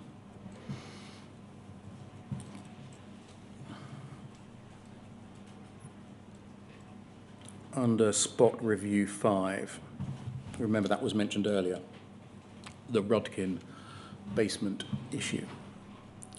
This spot review principally focuses on an assertion by Michael Rudkin that during a visit to Fujitsu site at Bracknell on Tuesday, the 19th of August 2008, he observed an individual based in the basement of the building who demonstrated the ability to access live branch data and directly adjust transactions on the system. Given the amount of time that's passed, neither the post office nor Fujitsu have any record of Mr. Rudkin attending the Bracknell site.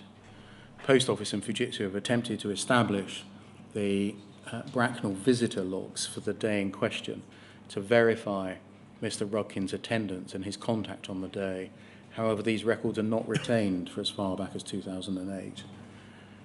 Fujitsu have additionally made the effort to go through all email documents and archived information to hand, but do not have any information for Tuesday the 19th of August 2008 that would suggest they had visitors to the site. Further review into the post office work logs indicated that there were just 3 post office test managers present on site in Bracknell on the 19th of August 2008. None of them have any calendar records relating to a visit by Mr. Rudkin. It has, however, been determined that in August 2008, the basement of Fujitsu's building contained a Horizon test environment that would look very similar to a live Horizon environment. This environment was not physically or technologically connected to the live Horizon environment. It was therefore impossible for anyone in this room to have adjusted any live transaction records, though Mr. Rudkin may have witnessed some form of adjustment to the test environment. This separation of test and live environments is designed to guarantee the integrity of Horizon data. That can come down, thank you. Arising from the second site interim report and the post office's response to it, did you understand it then, that's July 2003, that 2013, that the post office was denying that remote access to Horizon accounts was possible? Yes. Prior to the publication of the interim report, did Second Sight tell you anything about remote access to Horizon accounts? I can't remember exactly when I heard about this very odd business of Michael Rudkin visiting Fujitsu. But I do believe that Second Sight, whether it was Ron Warmington or Ian Henderson, told me that they were trying to get to the bottom of it, that they were trying to find evidence, and that without that evidence of emails or calendar entries or whatever, they would find it difficult to be absolutely definitive in their interim report about there being remote access to Horizon. Did Second Sight ever tell you of a conversation that they said they had with Simon Baker of Post Office's IT department on the 22nd of May 2013, where, so say Second Sight, Simon Baker had said that Fujitsu had come clean about its ability remotely to access live data and to make changes to it? It seems unlikely that they would have told me about that, because I'd have gone stomping all over the place if they had, I think. But I can't be absolutely sure. And I think it follows that they, Second Sight, didn't tell you that Mr. Baker had, so said Second Sight, informed Alwyn Lyons and Susan Crichton of this. I don't think they did. Or of a conversation on the 22nd of May, of which a recording exists, 2013, where this issue was further discussed. I don't think they did. aside from those conversations between Second Sight and Post Office personnel, the inquiry has heard a lot of other evidence in relation to the remote access capabilities of Fujitsu, including evidence from John Simpkins, from Anne Chambers, from written policy documents setting out the extent to which there existed unrestricted and unaudited privileged access in some parts of Fujitsu to Horizon data. What would your view have been had this material been disclosed to you in mid-2013? It would have been that there had been a large number of miscarriages of justice, that the convictions that had been secured by the Post Office were unsafe, and that most, if not all, of the Post Office's convictions of sub-postmasters should be re-examined in the forum probably of the Criminal Cases Review Commission. You make the point in your witness statement that this, 8th of July 2013, was the very time at which the Post Office was probably commissioning advice from Simon Clarke, an employed barrister at Cartwright King, Yes. about the effect of the Second Sight report and indeed some other documents and information that he was passed on the evidence that Gareth Jenkins had given in a string of cases that had resulted in the conviction and in some cases imprisonment of sub-postmasters. Yes. Did you know that shortly after the publication of the Second Sight interim report that the Post Office was informed that witness, Mr. Jenkins, which it had used to provide evidence in a series of prosecutions, had failed to disclose to the court material which undermined the opinions that he gave? No. That the Post Office was advised that he hadn't complied with his duties to the court? No. That the Post Office was advised that his credibility as an expert witness was fatally undermined? No. And that the Post Office was advised that it itself had been in breach of its duties as a prosecutor, and that there were therefore a number of convicted sub-postmasters to whom disclosure should have been given but was not given? No.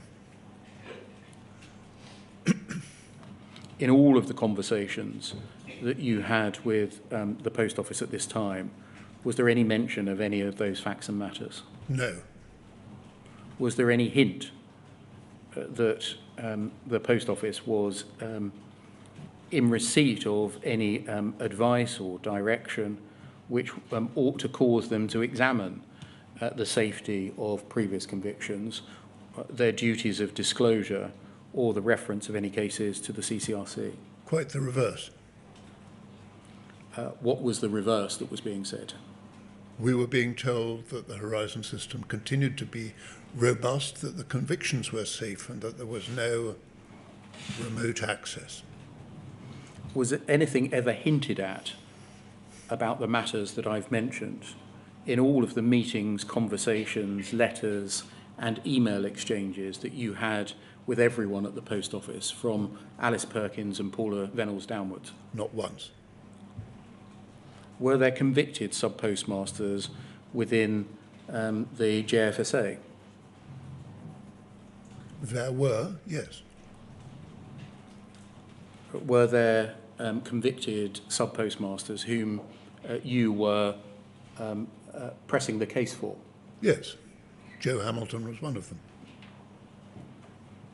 When was the first time that you learned that the Post Office had been informed of the facts and matters that I've mentioned?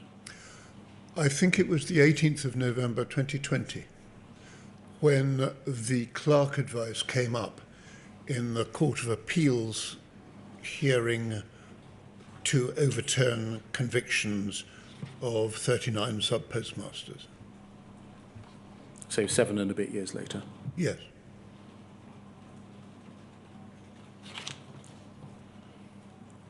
Can we turn to the mediation scheme, which is the second part of Yes. the second site story?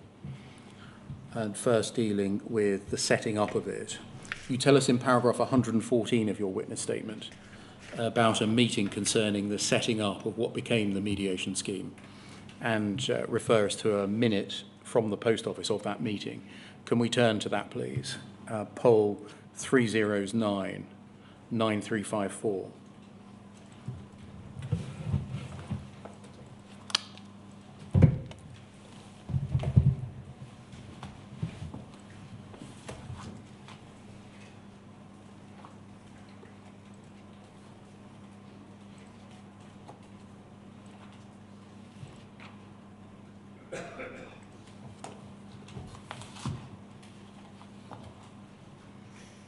So I've rather blithely skipped over what we've just discussed,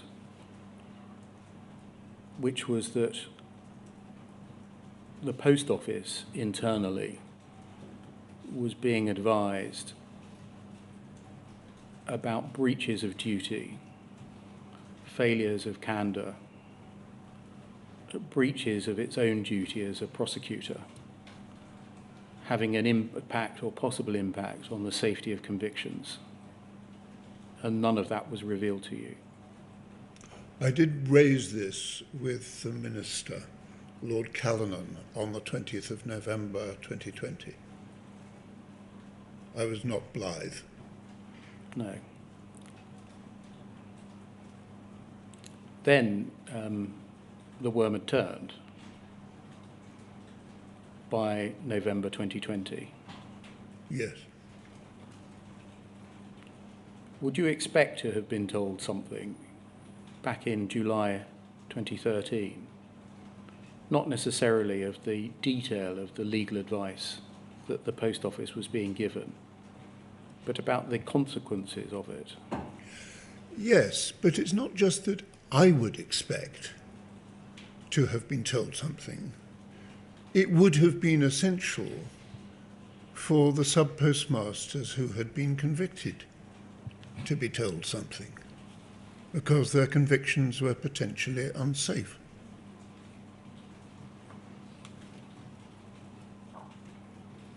We're going to come in a moment to the setting up of the mediation scheme and the operation of the mediation scheme. In general terms, what did the post office do in relation to that group of people who were stood convicted of a criminal offence in the mediation scheme?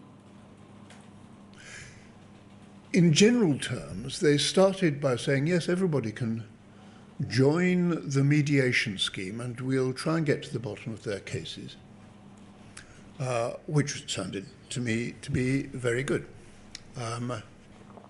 You can apply to the mediation scheme. We may need to involve the CCRC or the Criminal Cases Review Commission, but certainly you can apply. That was what they began by saying.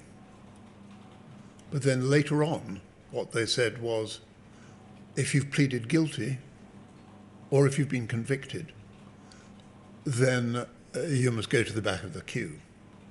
But in the final meeting at which the bust-up between the MPs and the post office took place on the 27th of November 2014, they said, well, we don't see why someone like Jo Hamilton should even be included in the mediation scheme. She pleaded guilty, so she's stuffed. And if we just take this document down whilst we discuss that, please. What was your understanding throughout the mediation scheme until that point as to whether Jo Hamilton was somebody who should be able to benefit from it? Well, it was perfectly obvious to me that the post office and I were agreeing that Jo Hamilton could be included in the mediation scheme. What would you have done if at the beginning, which we're about to turn to, they'd said, no, people like Jo Hamilton can't be included? Well, I wouldn't have agreed to it. And why not? because I believed from the beginning that Jo Hamilton had not committed the offences for which she'd pleaded guilty. And so clearly there needed to be a proper investigation, preferably with the help of Second Sight, but in any event with an independent element, into what had gone wrong in her case. And there were lots of other MPs who were very active and who had constituents in the same position. We wouldn't have agreed to a mediation scheme which excluded those who'd pleaded guilty or been found guilty in court. Can we turn to the setting up then of the scheme and the document we were just looking at, poll 3099354. And if we can just scan through, this is essentially the meeting which led to the setting up of the mediation scheme. You'll see that the people present are Paula Venables, you, Ron Warmington, Ian Henderson, Susan Crichton, Mark Davis, and Alwyn Lyons. And we'll see that Ms. Venables welcomed everyone to the meetings, saying that they wanted to work collaboratively, respond to learnings, and put a process in place to move the cases forward. And then if you just scroll through that to yourself, and if we scroll down, please.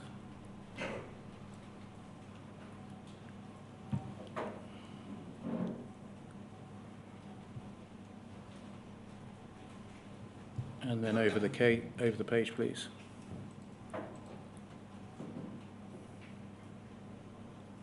Quite a lot of practical and technical detail there. And then carry on, please. Scrolling. Can you stop there? Yes. At the top of the page, you see it was thought that Gareth Jenkins produced high quality and he may be able to help the process. It's an interesting point. Oh, well, sorry, carry on. Yes, so this is, I think you're pointing out that this is 8 days after the Post Office had received an advice saying that he was discredited as a witness, couldn't be used ever in a future prosecution and have breached his duties to the court. Yes. That's what I'm pointing out. In this minute, is there any suggestion that any class of people would be excluded from the scheme as a whole? No. Or that they would have restricted rights within it? No. For example, that their case could not progress to mediation. And is that reflective of the fact that there was no such limitation? There was no such limitation.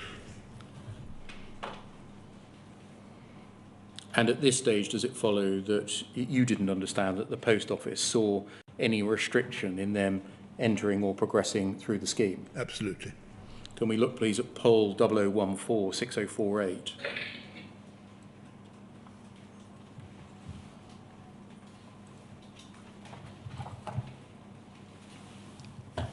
A letter to Mr. Bates of the 27th of August 2013 from Angela Vanden Bogard. We can see at the foot of the page.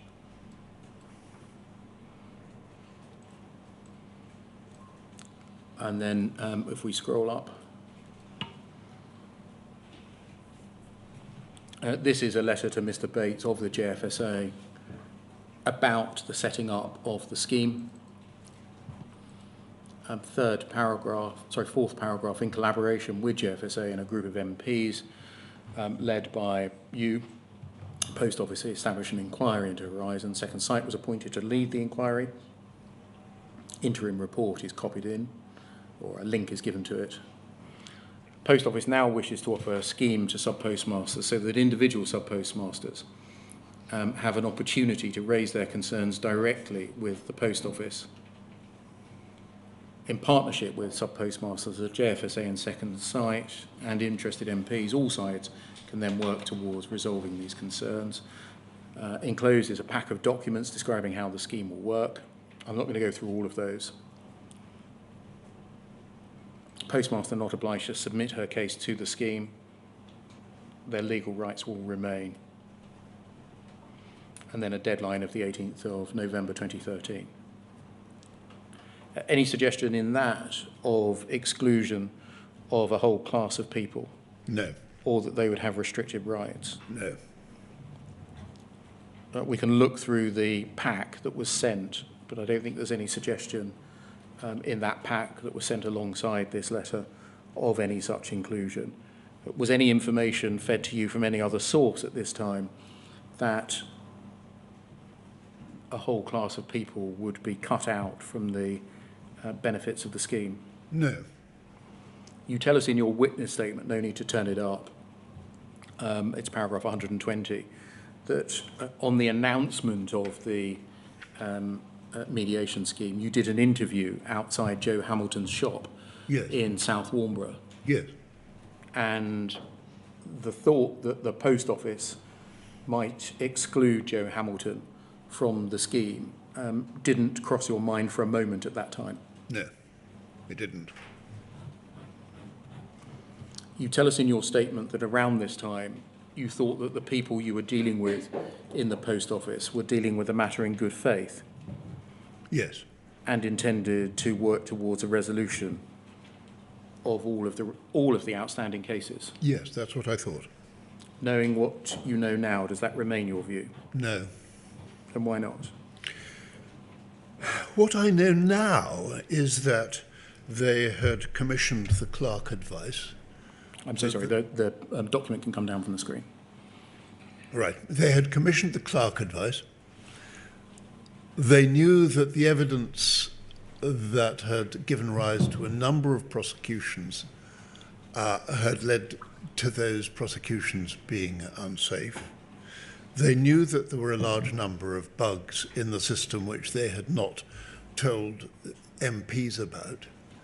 They were operating, I've never got to the bottom of Project Sparrow, but they were operating some sort of behind-the-scenes deception process, which suggests to me now that they were stringing MPs along in order to preserve the robustness of Horizon, the existence of Horizon, and possibly the existence of the post office. That's what I know now, but I didn't know that at the time.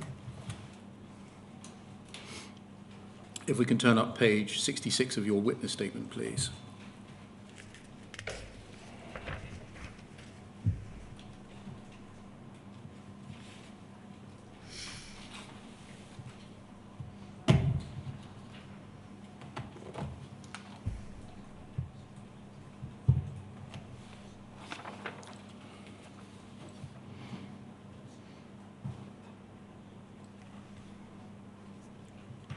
You say that I understand that during September 2013, Susan Crichton left the post office. I do not know why she left, but it may be important, because it was, I now see looking back on it, around this time that the post office's approach changed. Their change of attitude may have been because they had been expecting Second Sight, whom Susan Crichton had recommended, to give Horizon a clean bill of health, which Second Sight had not done. The post office clearly did not like that.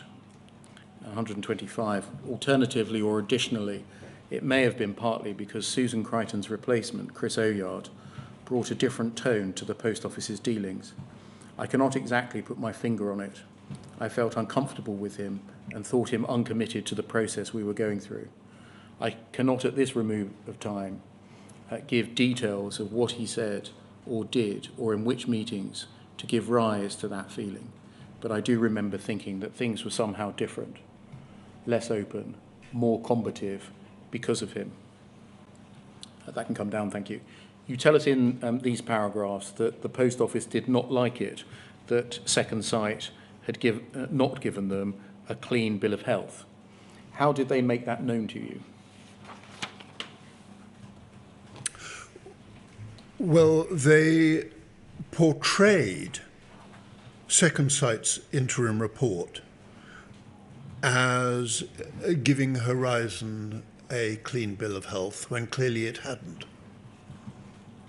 And that led me to think that they didn't like what Second Sight had said about Horizon. But it's really looking back on it that I think that they so objected to what Second Sight had said. And they obviously later objected to it a great deal more in view of what Second Sight said later. You tell us that Mr. Oyard brought a different tone to the Post Office's dealings, that you can't put a finger on it, but things were less open and more combative because of him. Was that immediately after he took over as General Counsel? No, I think it was a gradual impression that arose because the mediation scheme gave rise to what I or somebody else described as a legal battlefield, with him as the sort of general commanding that process. So I think it was gradual rather than immediate, because I take people as I find them, and I was prepared to give him the benefit of the doubt to start with. Of course, at this time, September 2013, that's only 2 months or so after the provision of the Simon Clarke advice. Yes. You didn't know at the time that the Post Office had been told that some of its prosecution evidence was tainted. No, I didn't. And therefore some of its prosecutions may have been unsafe, or at least information needed to be disclosed to sub-postmasters for them to question that issue. Yes, I didn't know that.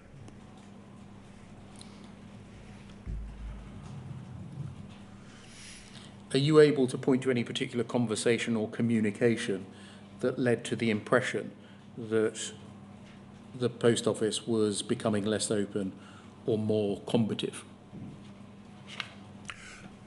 I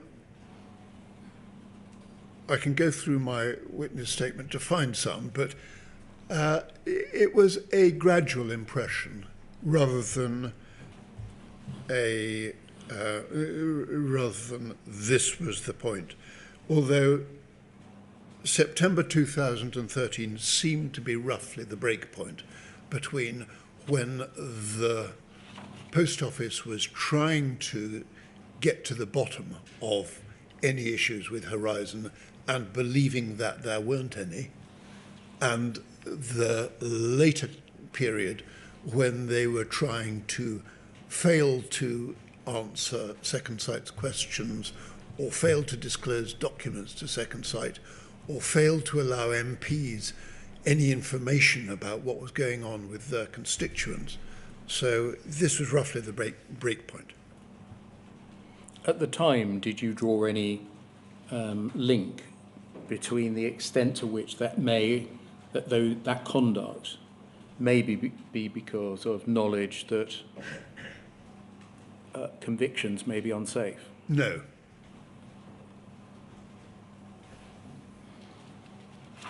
In any event, the mediation scheme gets set up and gets up and running. Yes. Sir Anthony Hooper is appointed as chairman of the mediation scheme, and you deal with the process by which he came to be identified and his appointment in detail in your witness statement, again exhibiting many documents, contemporaneous documents backing up what you say. Can I just pick out a couple of moments in the narrative, please? Yep.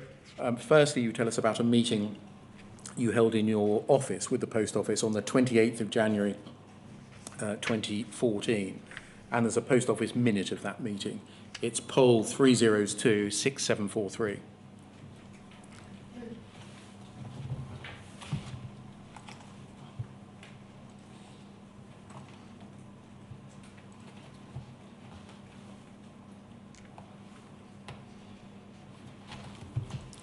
Can we see who is present?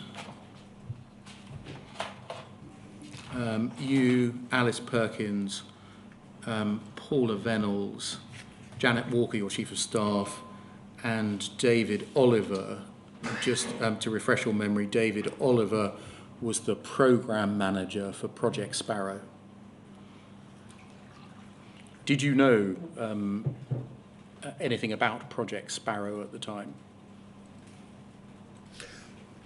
No, I didn't. I still don't know much, if anything, about it because I haven't been into it, really. I just want to ask you about a specific point that's recorded in these notes of this meeting on the 28th of January 2014. It's on page 3, please.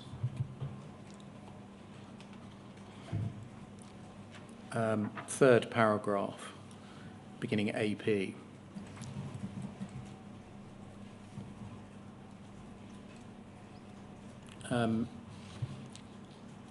AP said that the Post Office should have had a letter of engagement in place with Second Sight from the start, and that this, I should say the previous discussion was about getting a letter of engagement out, was now putting that issue right. You agreed that there should have been a letter in place. Paula Venables suggested that if Second Sight's nervousness was that the Post Office was trying to restrict them from raising issues, she could assure you that the engagement letter was not designed to restrict in any way Second Sight's ability to investigate issues with Horizon that were raised by applicants to the scheme.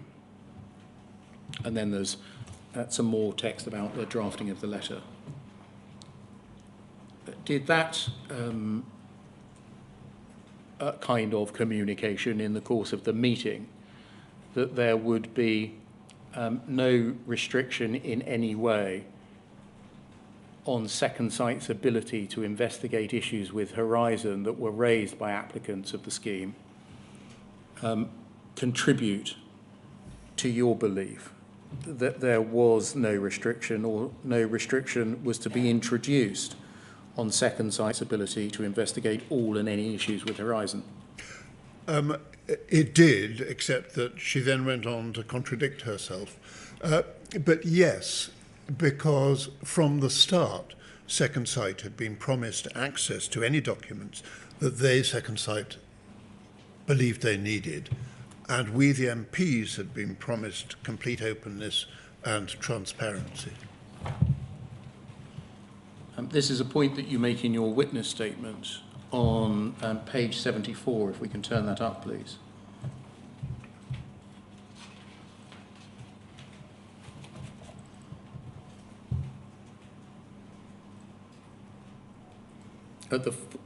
Sorry, just catching up.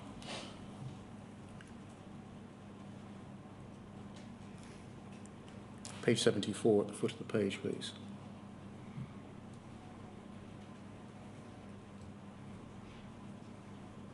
At the last 3 lines, it seems from the note, that's the note I've just taken you to. It seems from the note that Paula Venables told me that Second Sight's engagement letter was not designed to restrict in any way Second Sight's ability to investigate issues with Horizon. Then over the page. This was not the first time she had promised access for Second Sight to any document or file that was relevant to their investigations. Did you have, as a result of things that Paula Venables had said to you, an expectation that there would be full openness and transparency? Yes.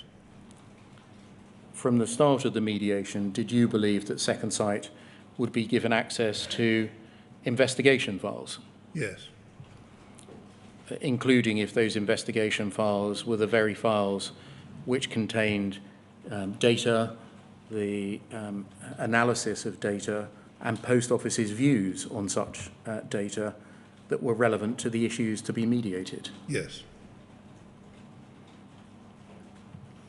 Was it right that at that point, full access and liberty to examine and investigate all issues were very important to you? Yes. Can we look just before lunch, please, at poll 0010 022.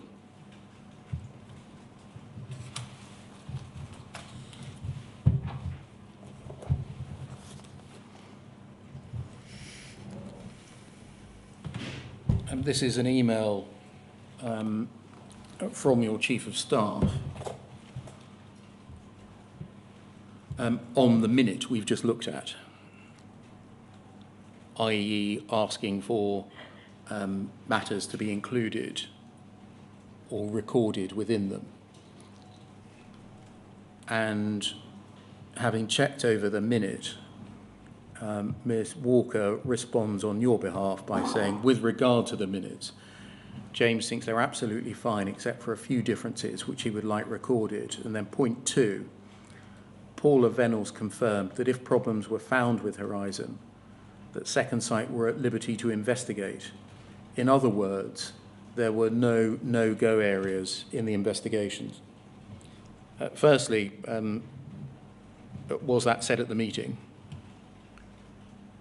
I believe it probably was.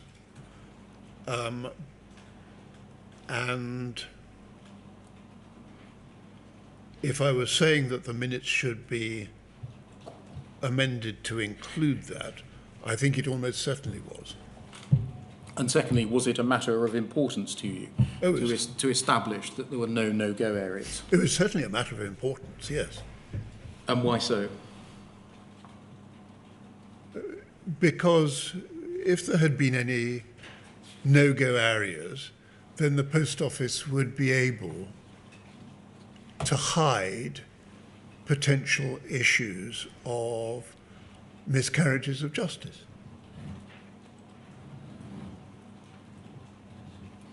Thank you very much, Lord Arbuthnot. Sir, it's 1 o'clock. Indeed it is. What time do you want to restart, Mr. Beer? Can we say 10 to 2, please, sir? Yeah, by all means. That's acceptable to everyone in the hearing room, I take it, including the person who has the arduous job of transcribing. Yes, she's just nodded very slightly. Yes, I'm very sorry, but I take it we're under a little pressure of time today, Mr. Beer. We are, so I plan to ask Lord Arbuthnot questions till approximately 2:30, and then to link in with Sir Anthony Hooper, who Mr. Blake is questioning. Fine. All right. See you at 10 to 2. Thank you very much, sir.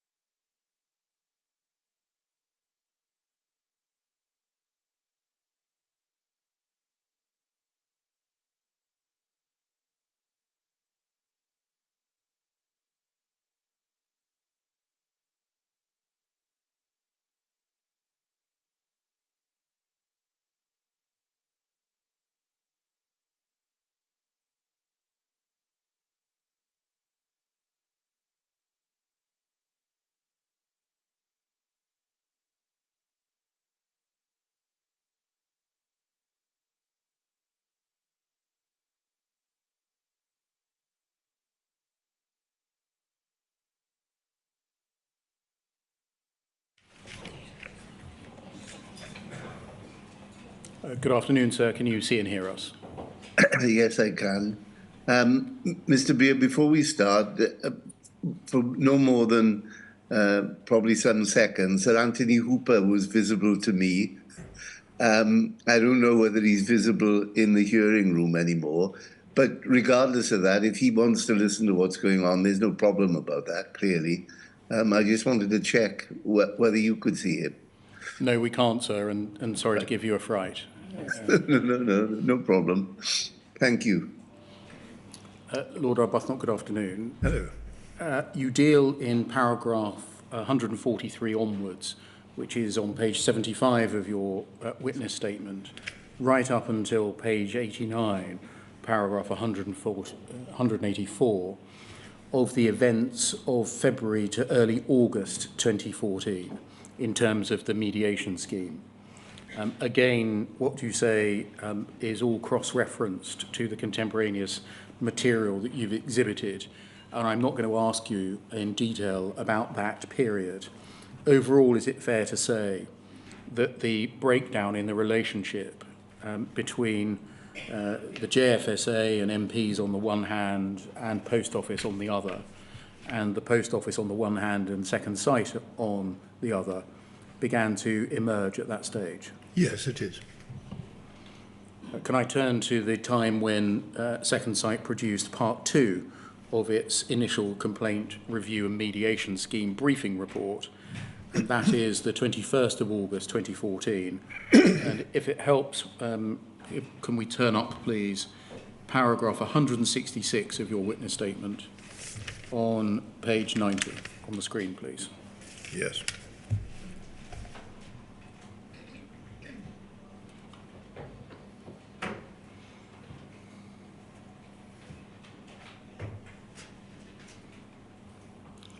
Page 90.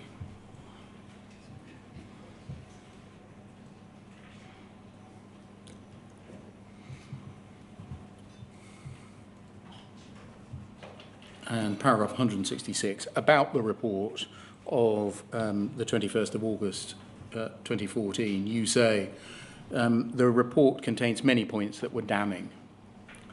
Whether at the time I saw it, I recognised quite how damning they were, is less clear in my mind.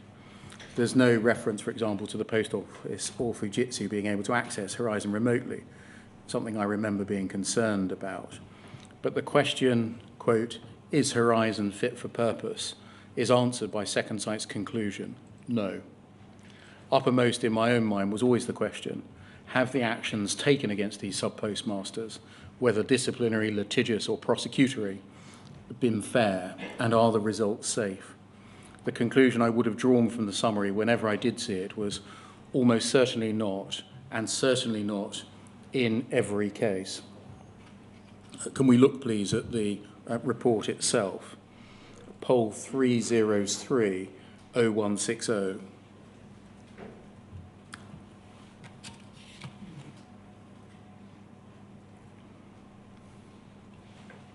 This is the report that you're talking about, the Part 2 Second Sight report. And I'm not going to go through it all. It's over 20 pages in length and it speaks for itself. Can I just look at one part, please? Page 22. Reading from the bottom, paragraph 22.1.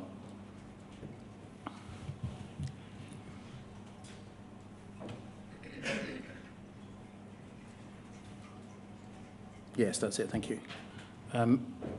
The report deals with things under headings or themes, and there are headings of training, of contract issues, and this is dealing here with Post Office investigations. And Second Sight say, and to be clear, this is a report that goes to the Post Office, including to Paula Venables and the then chair of the Post Office, Alice Perkins. As a result of our investigations, we've established that Post Office's investigation team has in many cases failed to identify the underlying root cause of shortfalls prior to initiating civil recovery or criminal proceedings. This includes cases where applicants brought to the auditor's or investigator's attention their own suspicions as to the underlying root causes. Is that one of the paragraphs that you had in mind when you said that you would have drawn the conclusion, have the actions been taken against sub-postmasters, including litigious or prosecutorial, safe? Yes, certainly it is. Many applicants, it continues, and almost all the professional advisors assert there was inadequate investigation prior to suspension without pay, termination, or civil criminal action. Based on the cases examined so far, Post Office's investigators seem to have defaulted to seeking evidence that would support a charge of false accounting, rather than carrying out an investigation into the root cause of any suspected problems. Evidence to support a charge of false accounting is often easily obtained, since when confronted during interview with evidence of obviously overstated cash figures, the accused person will often readily admit to falsifying the end of trading period accounts. And over the page. With the exception of an interview conducted in accordance with PACE, we note that the interviewee is not allowed to be legally represented, although they may be accompanied by a friend, albeit with very limited powers. Interviews will usually be recorded, and when an admission has been made, this will virtually always trigger a guilty plea by the defendant, and often an associated repayment proposal. As a result, Post Office investigators seem to have found that recording admissions of false accounting was the key to achieving relatively rapid, and to the Post Office, inexpensive asset recovery. As a consequence of this, Post Office's investigators seem to have de-emphasised the importance of unearthing the true root cause of the mysterious shortfalls that applicants claim to have suffered. Even when faced with requests from sub-postmasters for investigative help, this has often been refused. Regrettably, this refusal to provide investigative support is in line with the standard contract. It's clear from comments made by applicants this is clearly contrary to their expectations, and that they were unaware that under a part of the contract, the Post Office Investigation Division does not have a mandate to provide general investigative support to sub-postmasters. Post Office's instructions to and training of its investigators seems to have disregarded the possibility that the Horizon system could be in any way relevant to their investigations. A consequence of this flawed approach to investigations is that many opportunities for process improvements have been missed. And then last page.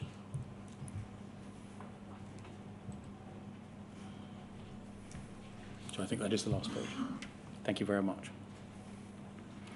Is that the included in your description of the report containing many conclusions that were damning? Yes, it was an asset recovery process rather than an application for justice. You tell us in your witness statement that by this time you'd come to trust Ron Warmington and Ian Henderson. Yes. Your feeling about their approach was that they were straightforward, open, competent and experienced in the issues with which you were all dealing. Yes. You had by this stage abandoned your initial suspicion of at least Ron Warmington's past friendship with Susan Crichton. Precisely. And you say in your witness statement, at the same time the Post Office personnel with whom I was dealing had become defensive, legalistic and determined to keep from MPs information about which they had previously promised to be open. Where there was a dispute between Second Sight and the Post Office, I felt more inclined to favour Second Sight's version. Yes. Sorry, that can come down, thank you. Where you say that the Post Office personnel with whom you were dealing had become defensive, legalistic and determined to keep from MPs information, who are you referring to there? Well, particularly Paula Vanel's. I can't remember precisely which meetings I had with Chris Ojard and Angela van den Bogaert, but those were the people with whom I dealt with most. Alice Perkins to a certain extent as well. Can we go to page 92 of your witness statement, please? Paragraph 170.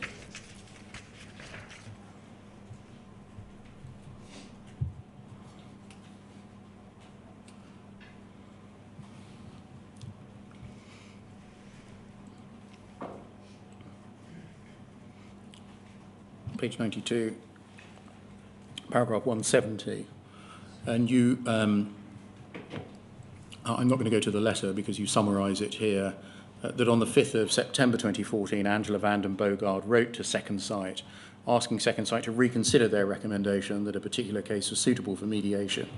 The reason she gave boiled down to the fact the applicant had pleaded guilty in court for false accounting and theft, so there was no basis left for mediation. And then skipping on in the same paragraph, you say, if the same logic were applied to all of the cases where there had been guilty pleas, then the basis of the mediation scheme would have been fundamentally changed. Was this one of the aspects which led ultimately to the breakdown of the mediation scheme? Yes. Paragraph 171. You tell us it had always been obvious that the mediation scheme wouldn't have been able to alter convictions in court. In the question you'd asked in Parliament, if we go over the page, you said we must look after them and try and provide them with redress, perhaps through the CCRC. Yes.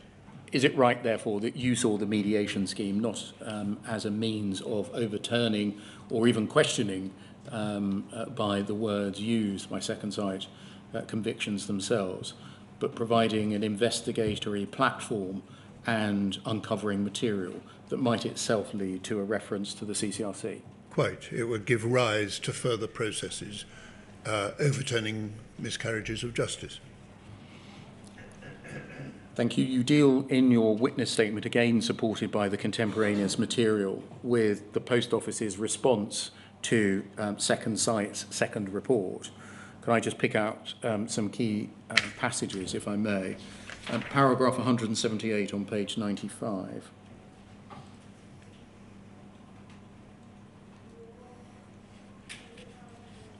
The long and the short of it is summarised in paragraph 178.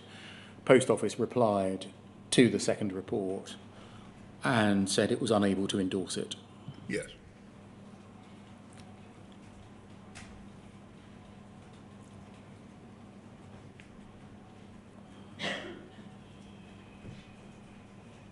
What did you think when the Post Office said that it was unable to endorse the report? By this stage, I wasn't surprised because of the Post Office's defensiveness, secrecy, legalism, and the fact that it seemed to be blocking information to go to Second Sight. And the Part 2 report was not kind to the Post Office. And the Post Office was going to get even more defensive when it came out. You tell us in the second part of paragraph 179, which is on the screen there, that when you saw the reply, you assumed from its tone that it had been drafted mainly by Chris Oyard, as it struck you as unconvincing, defensive, offhand, and designed to be obstructive. Yes. Why did you associate this reply with Mr. Oyard? Because I considered him to be unconvincing, defensive, offhand, and obstructive. This all culminated in a meeting in your office at Portcullis House on the 17th of November 2014. We can see that from paragraph 198 on page 103.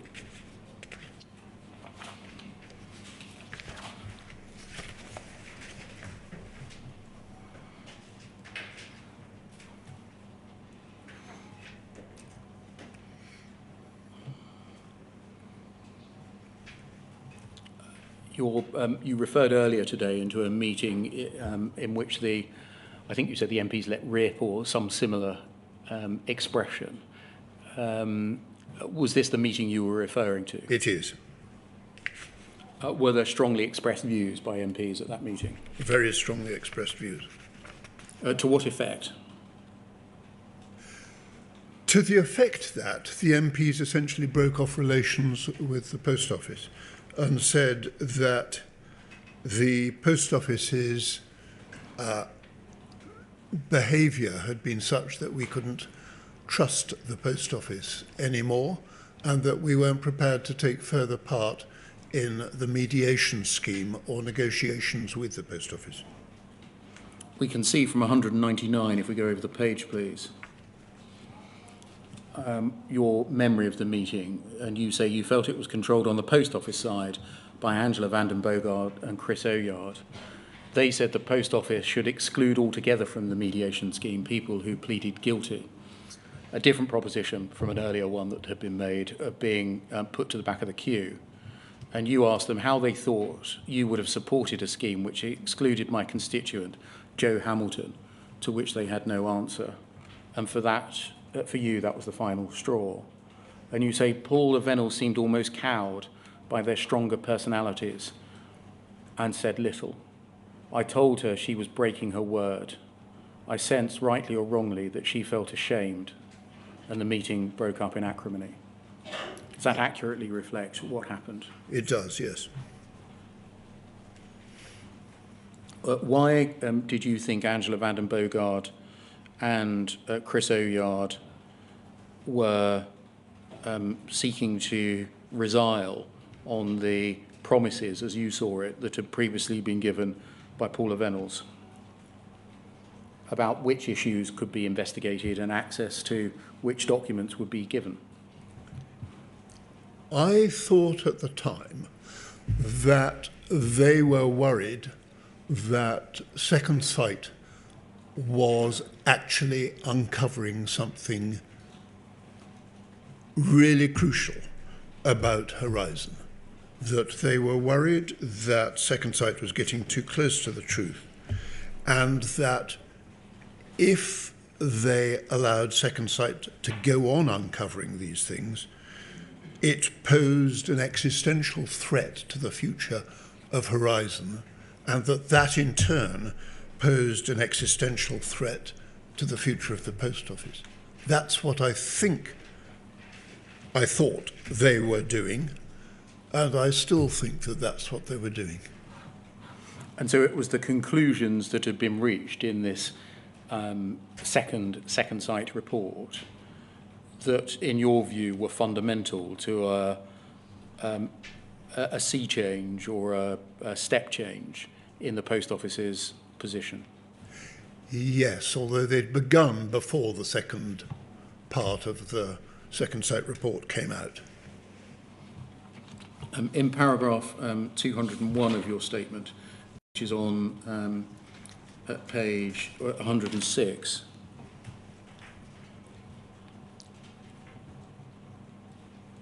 you say that shortly after that meeting, Paula Vennells wrote to you rejecting a proposition that there should be a presumption in favour of Second Sight's recommendation as to who should go forward for mediation. Yes. I think what you've been suggesting is that if Second Sight suggested that an individual case should go forward to mediation, then that case should presumptively go forward to mediation.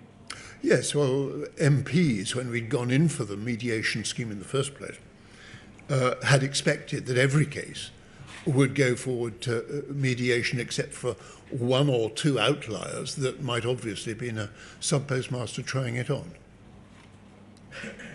Did you see anything controversial in a proposition that if an independent investigator recommended that a case should go to mediation, then the case should go to mediation? Nothing controversial, not least since the independent investigator had been appointed and recommended by the Post Office itself. Can we look at the Paula Vennells letter to you, poll 00101699?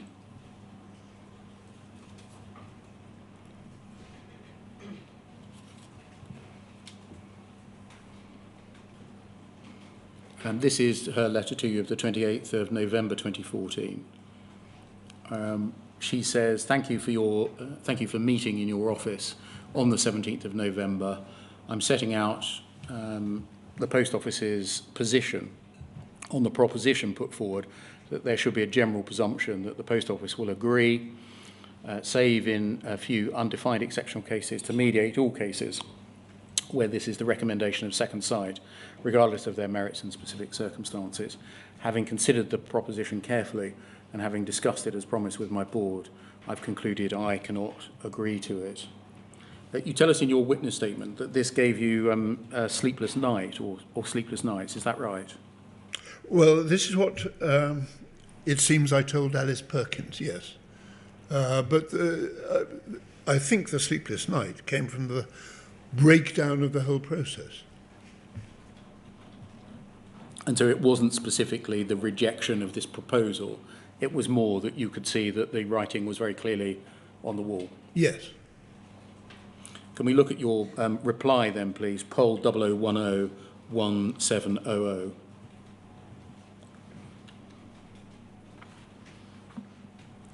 This is your reply to Paula Vellons of the 8th of December 2014. It's a long and detailed letter.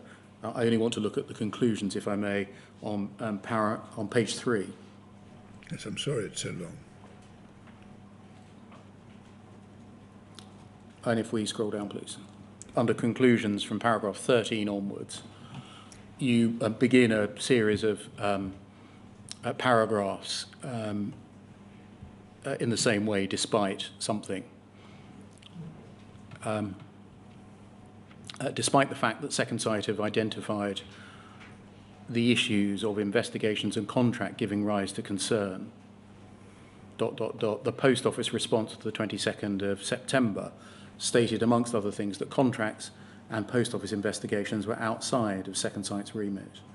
Despite your agreement that the mediation scheme was to be available to all sub-postmasters whose cases had been identified by Second Sight as giving rise to concern, in recent months, Post Office has been objecting to around 90% of the cases going forward to mediation.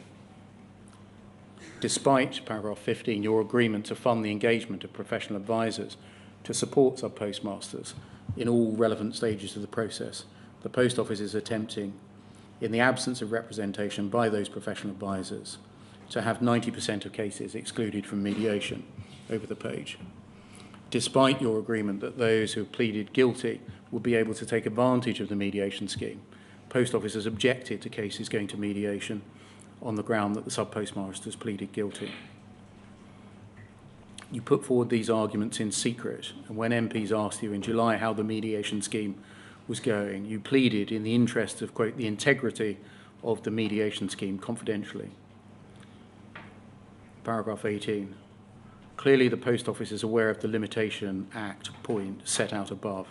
It has enough lawyers.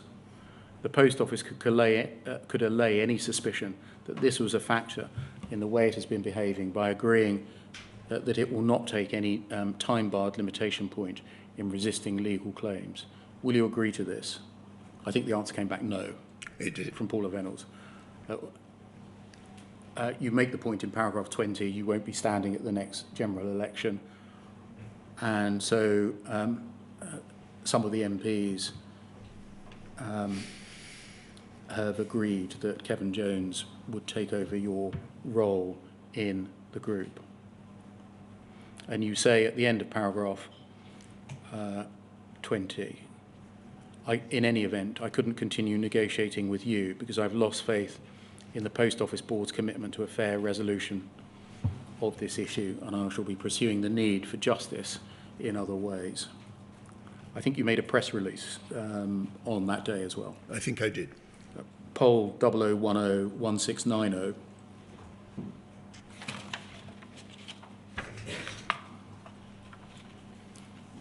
And under the heading MPs lose faith in Post Office mediation scheme, you're reported in the second paragraph as saying the scheme was set up to help our constituents seek redress and maintain the Post Office's good reputation. It's doing neither.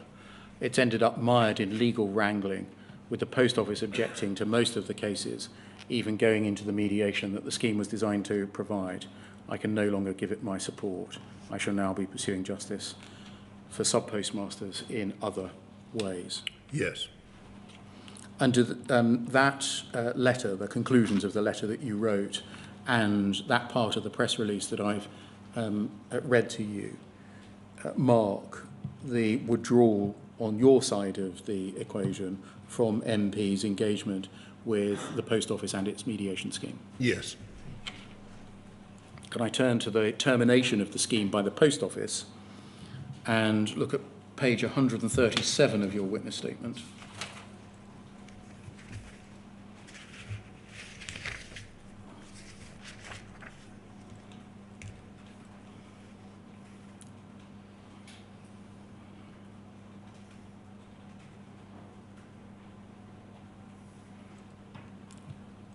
Page 137.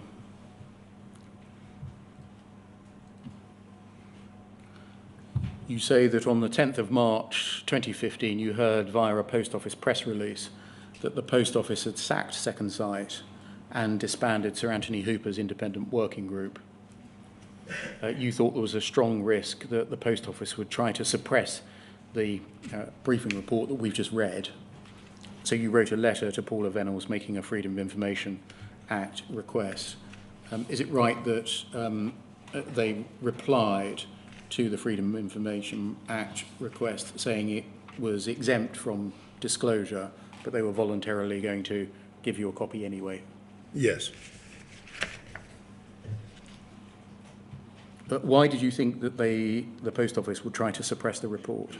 I thought they'd tried to suppress so much else that I couldn't trust them to release that. Thank you, that can come down. Now, although there was some desultory correspondence after this, I think the next major event, and for you personally it was a significant one, was the dissolution of Parliament on the 30th of March 2015 and your cessation on that day as an MP. Yes.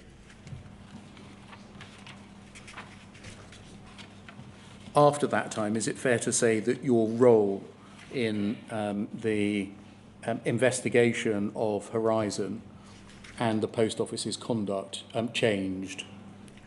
Yes, it is. I was no longer an MP, and I was just sort of getting involved where I could, but that wasn't in many areas because of the group litigation. You were ennobled in October 2015. Yes. And I think maybe you're downplaying a little bit your involvement after that time. You address in the balance of your witness statement a range of issues that you did have involvement in the 8 years since then.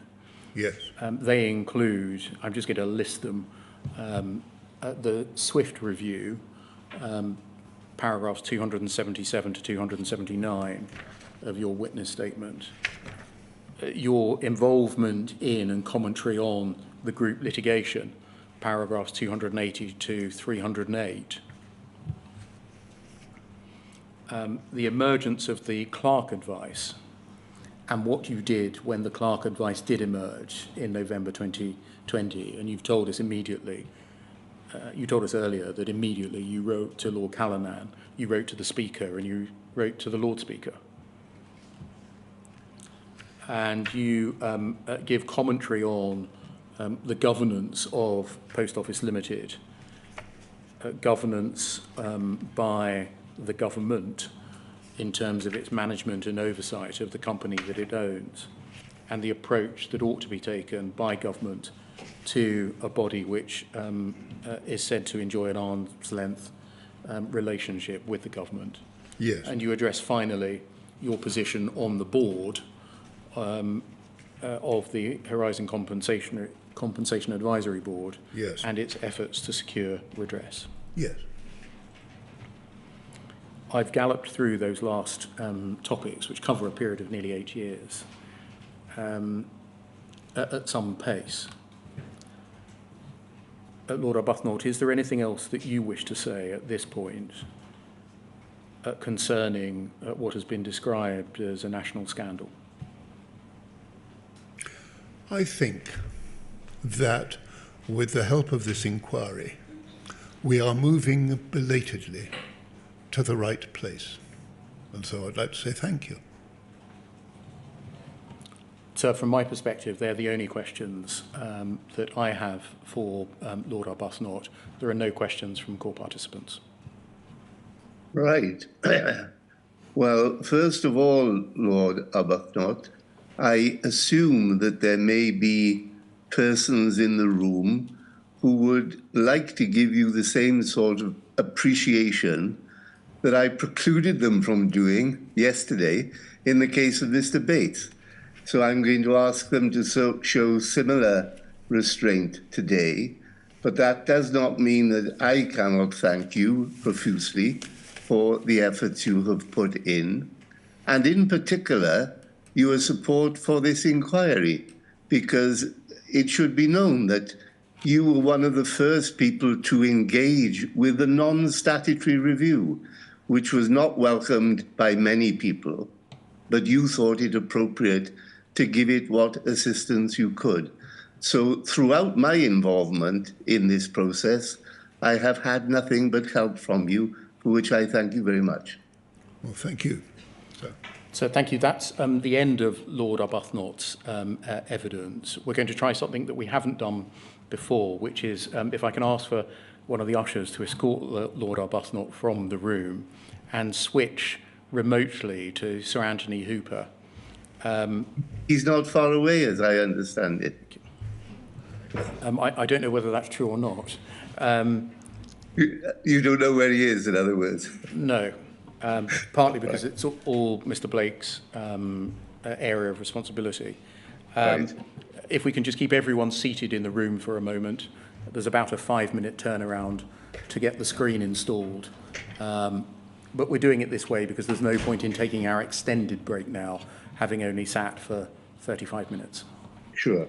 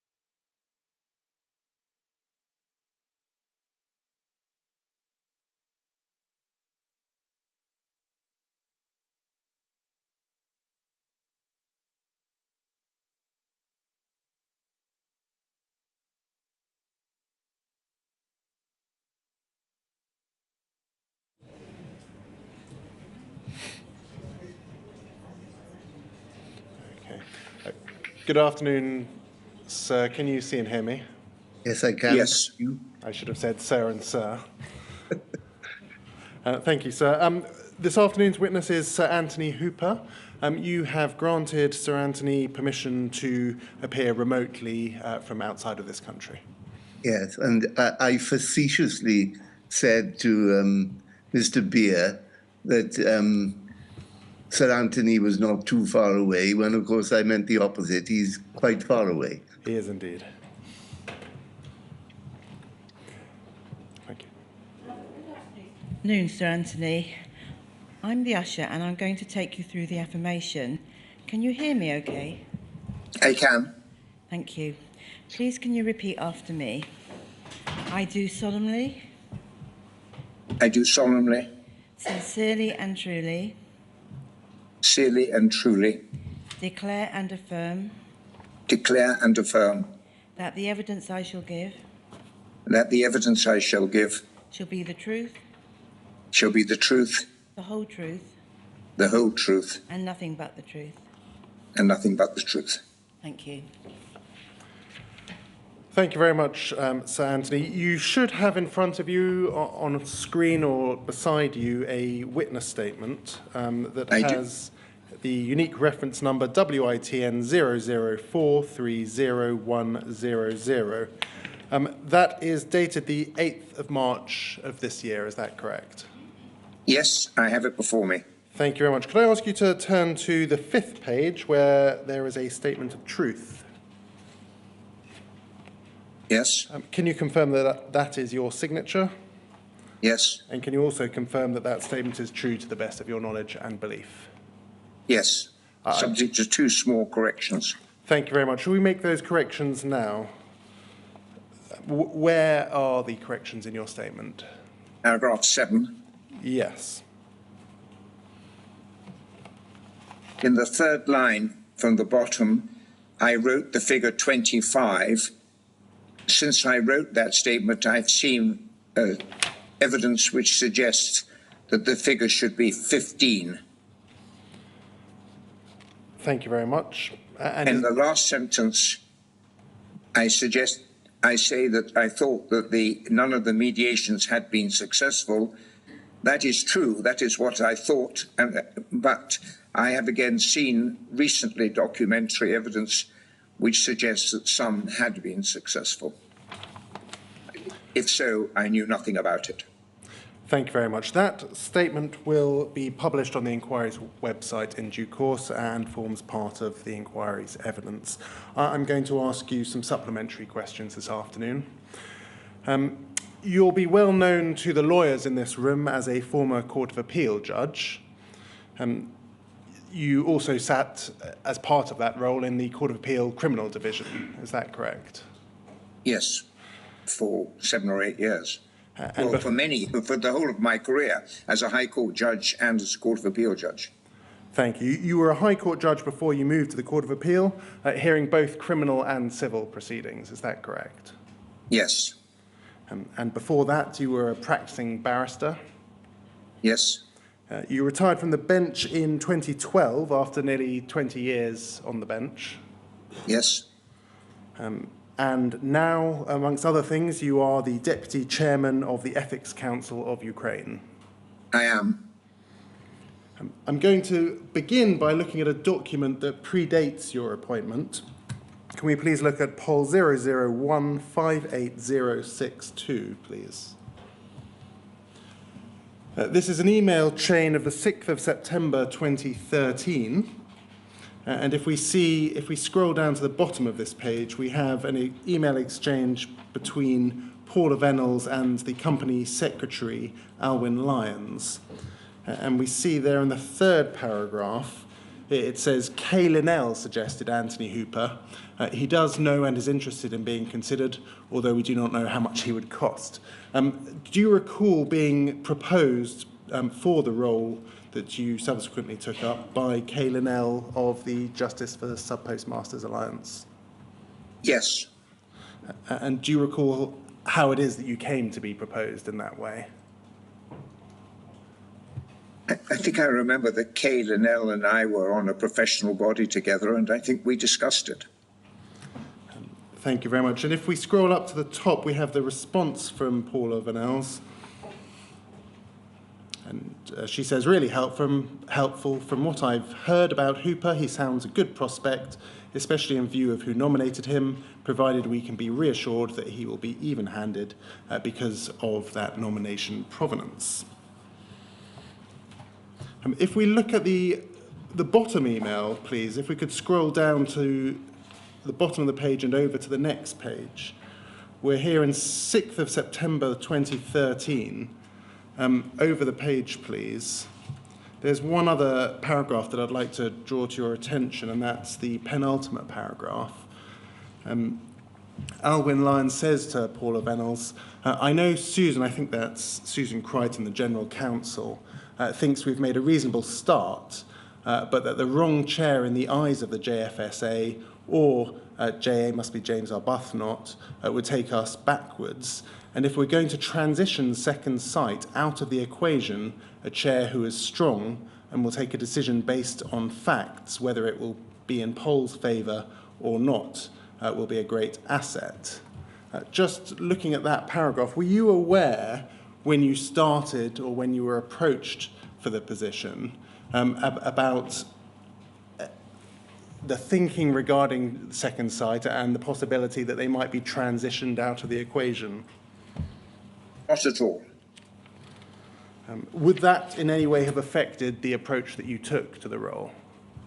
No, it would have made the whole mediation process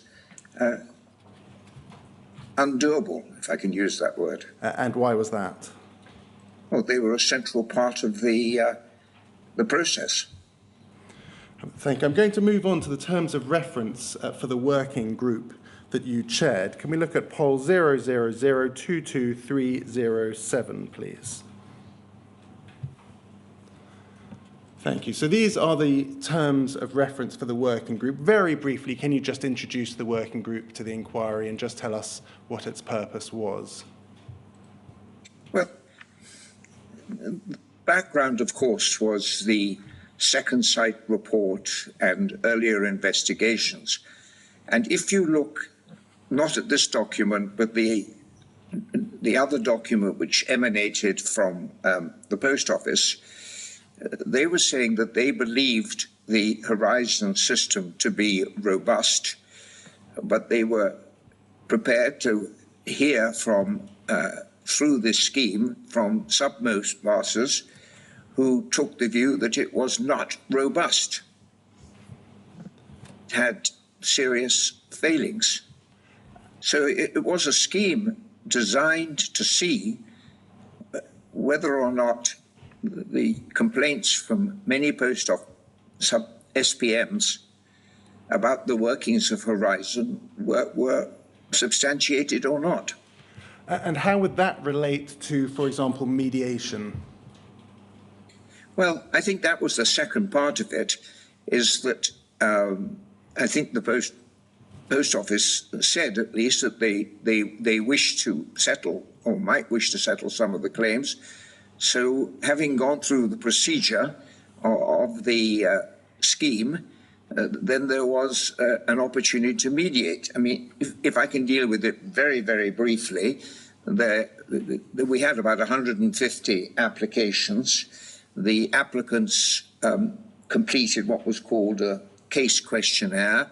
That was looked at by Second Sight to see whether or not it contained sufficient information for an investigation, and that sometimes was sent back. That was often prepared by legal advisors who received some funding for that from the Post Office. If Second Sight were happy with the case questionnaire, we admitted them into the scheme. That was followed by the Post Office carrying out an investigation and producing a report.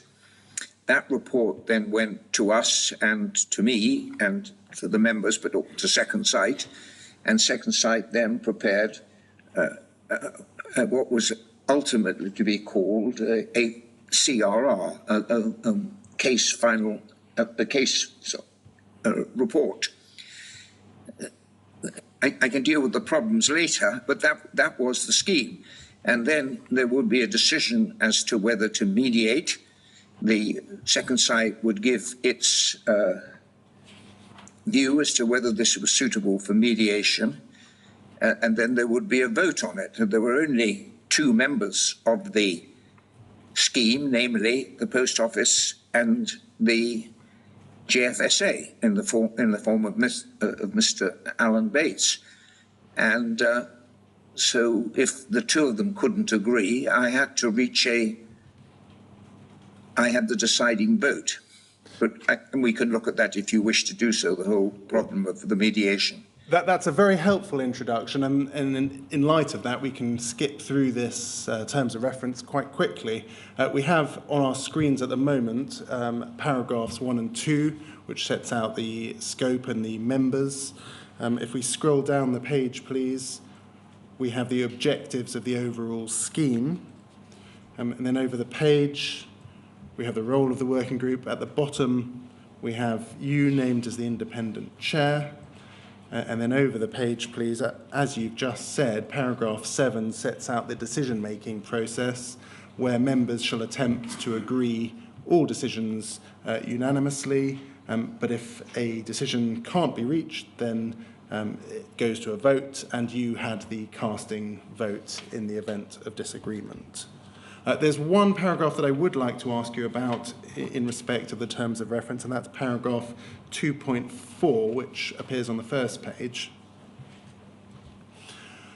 It says at 2.4, in conducting working group business, Post Office may act in a manner that promotes its own interests. Likewise, JFSA may act in a manner that promotes the interests of applicants.